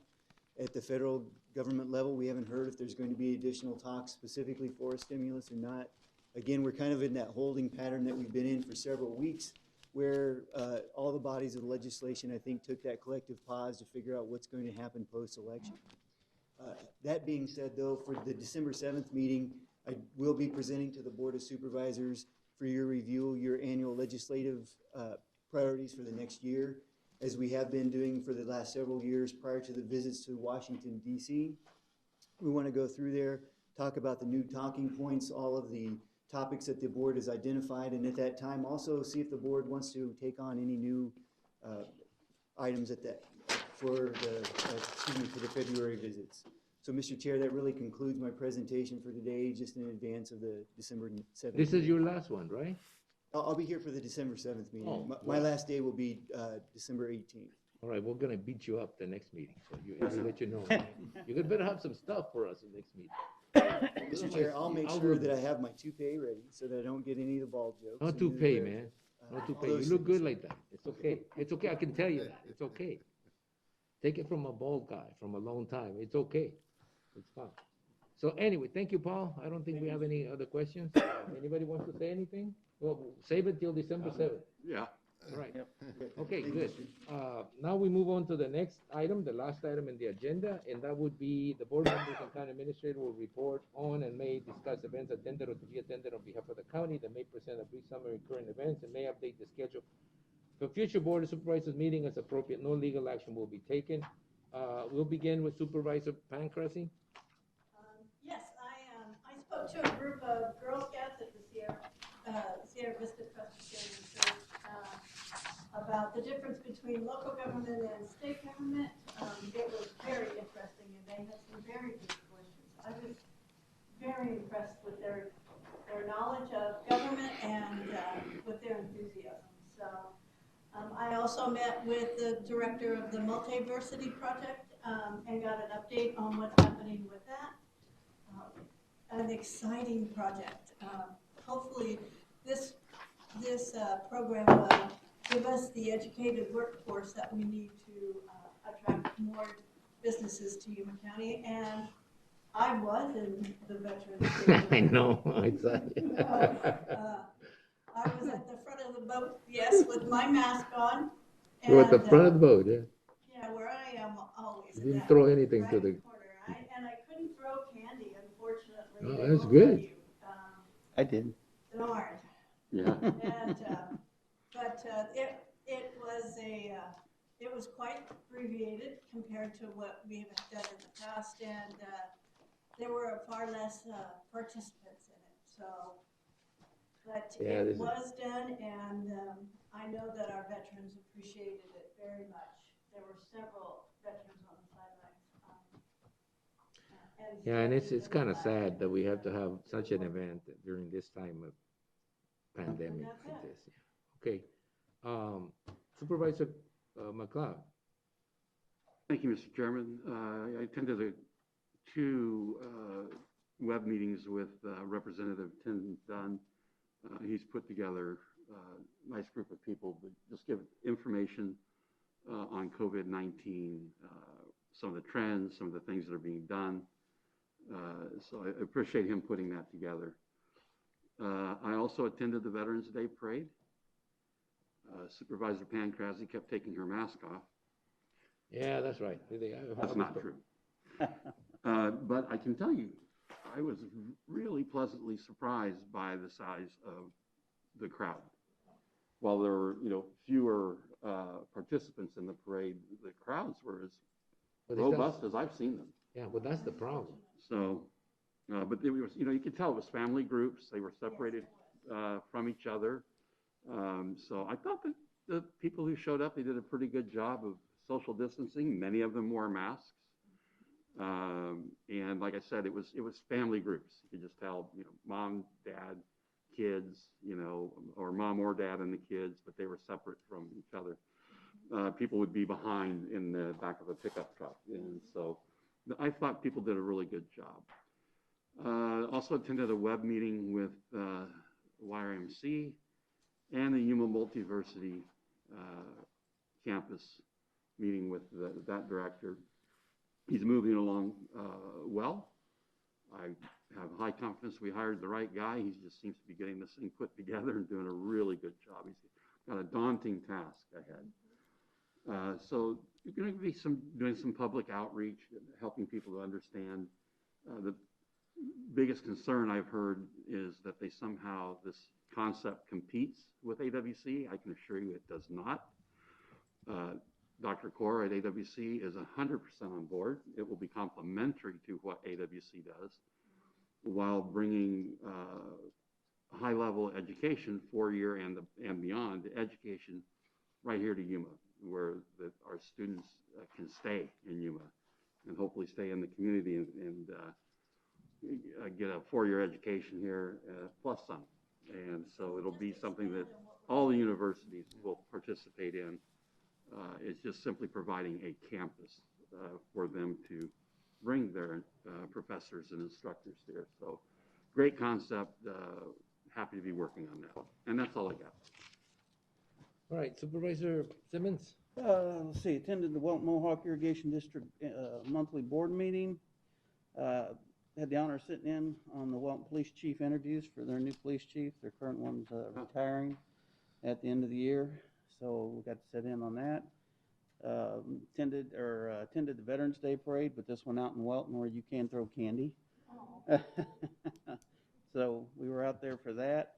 Was a guest speaker at the AWC law enforcement graduation that they had.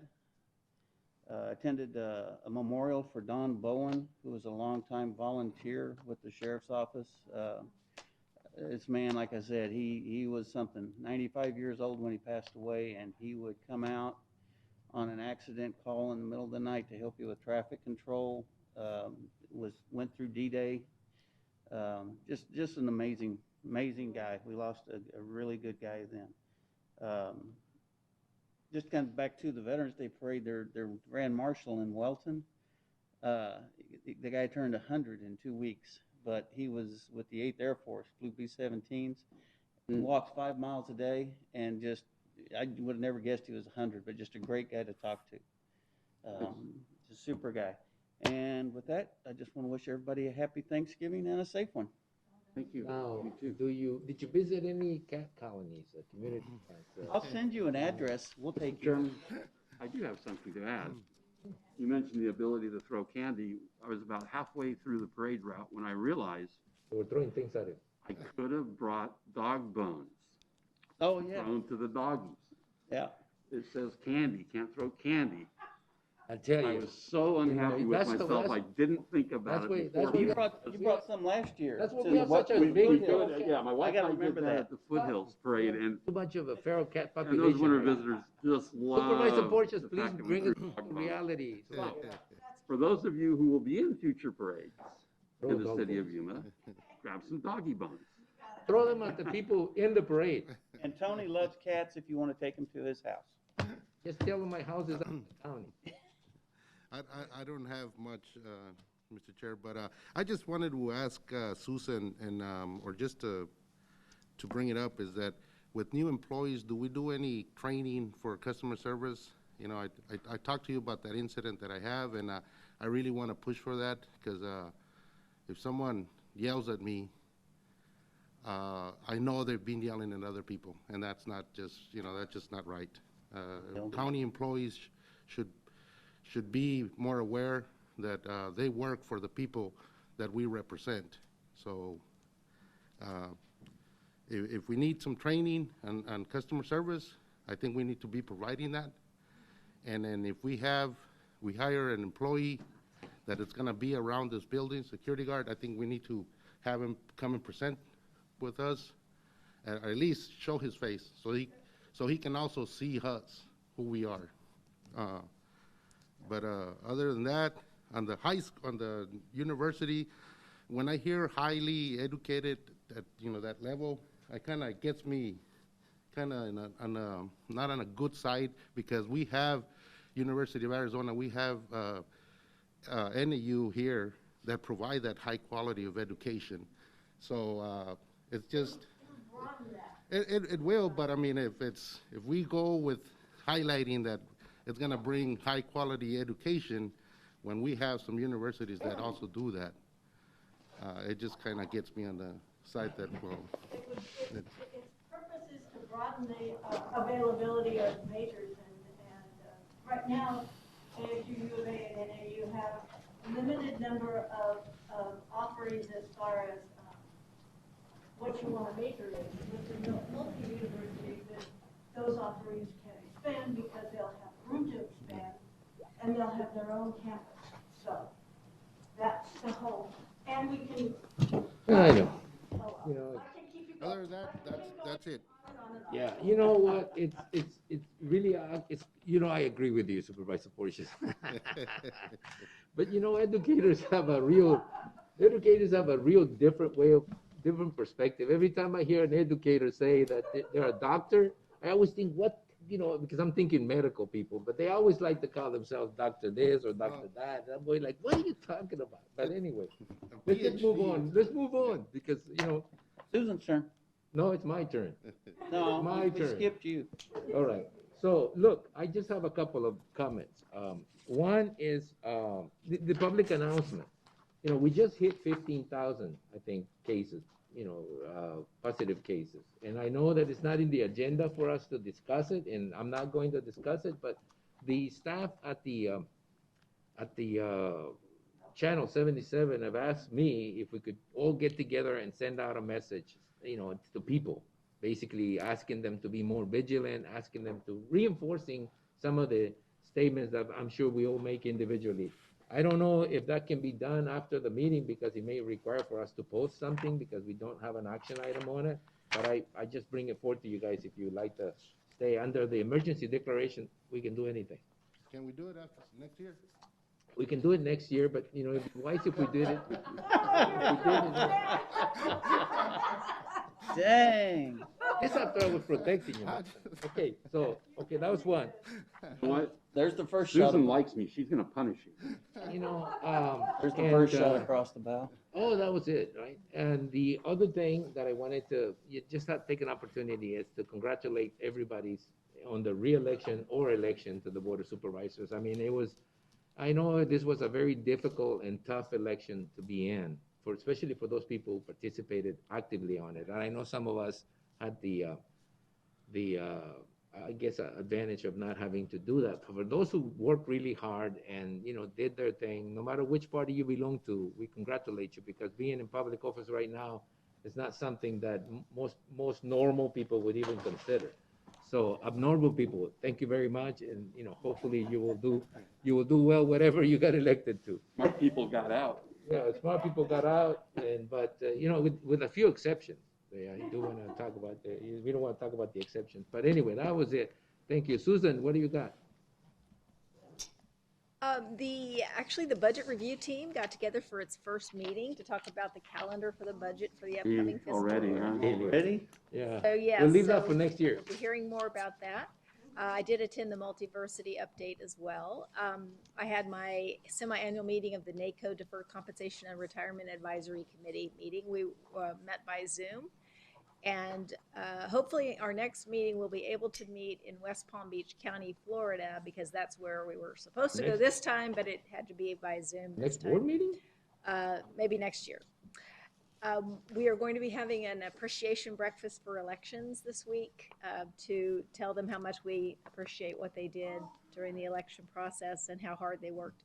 I attended the county administrators meeting and we talked about the redistricting of county supervisory districts based on the 2020 census. And so we'll be starting that process pretty soon because there's a series of things that the board needs to do, authorizing a consultant to do the draft maps, including a committee of volunteers across the community, and adopting redistricting maps prior to December 1st of next year. So there's a series of things that have to happen, and so we'll have to be starting that after the first of the year. Also, we would like the board to participate individually. We can do taping of you for this video. We've got a draft script for you, and then our staff can put those together into one video that combines all of your voices to really encourage the precautions that we have to. The numbers are going up. You heard Diana talking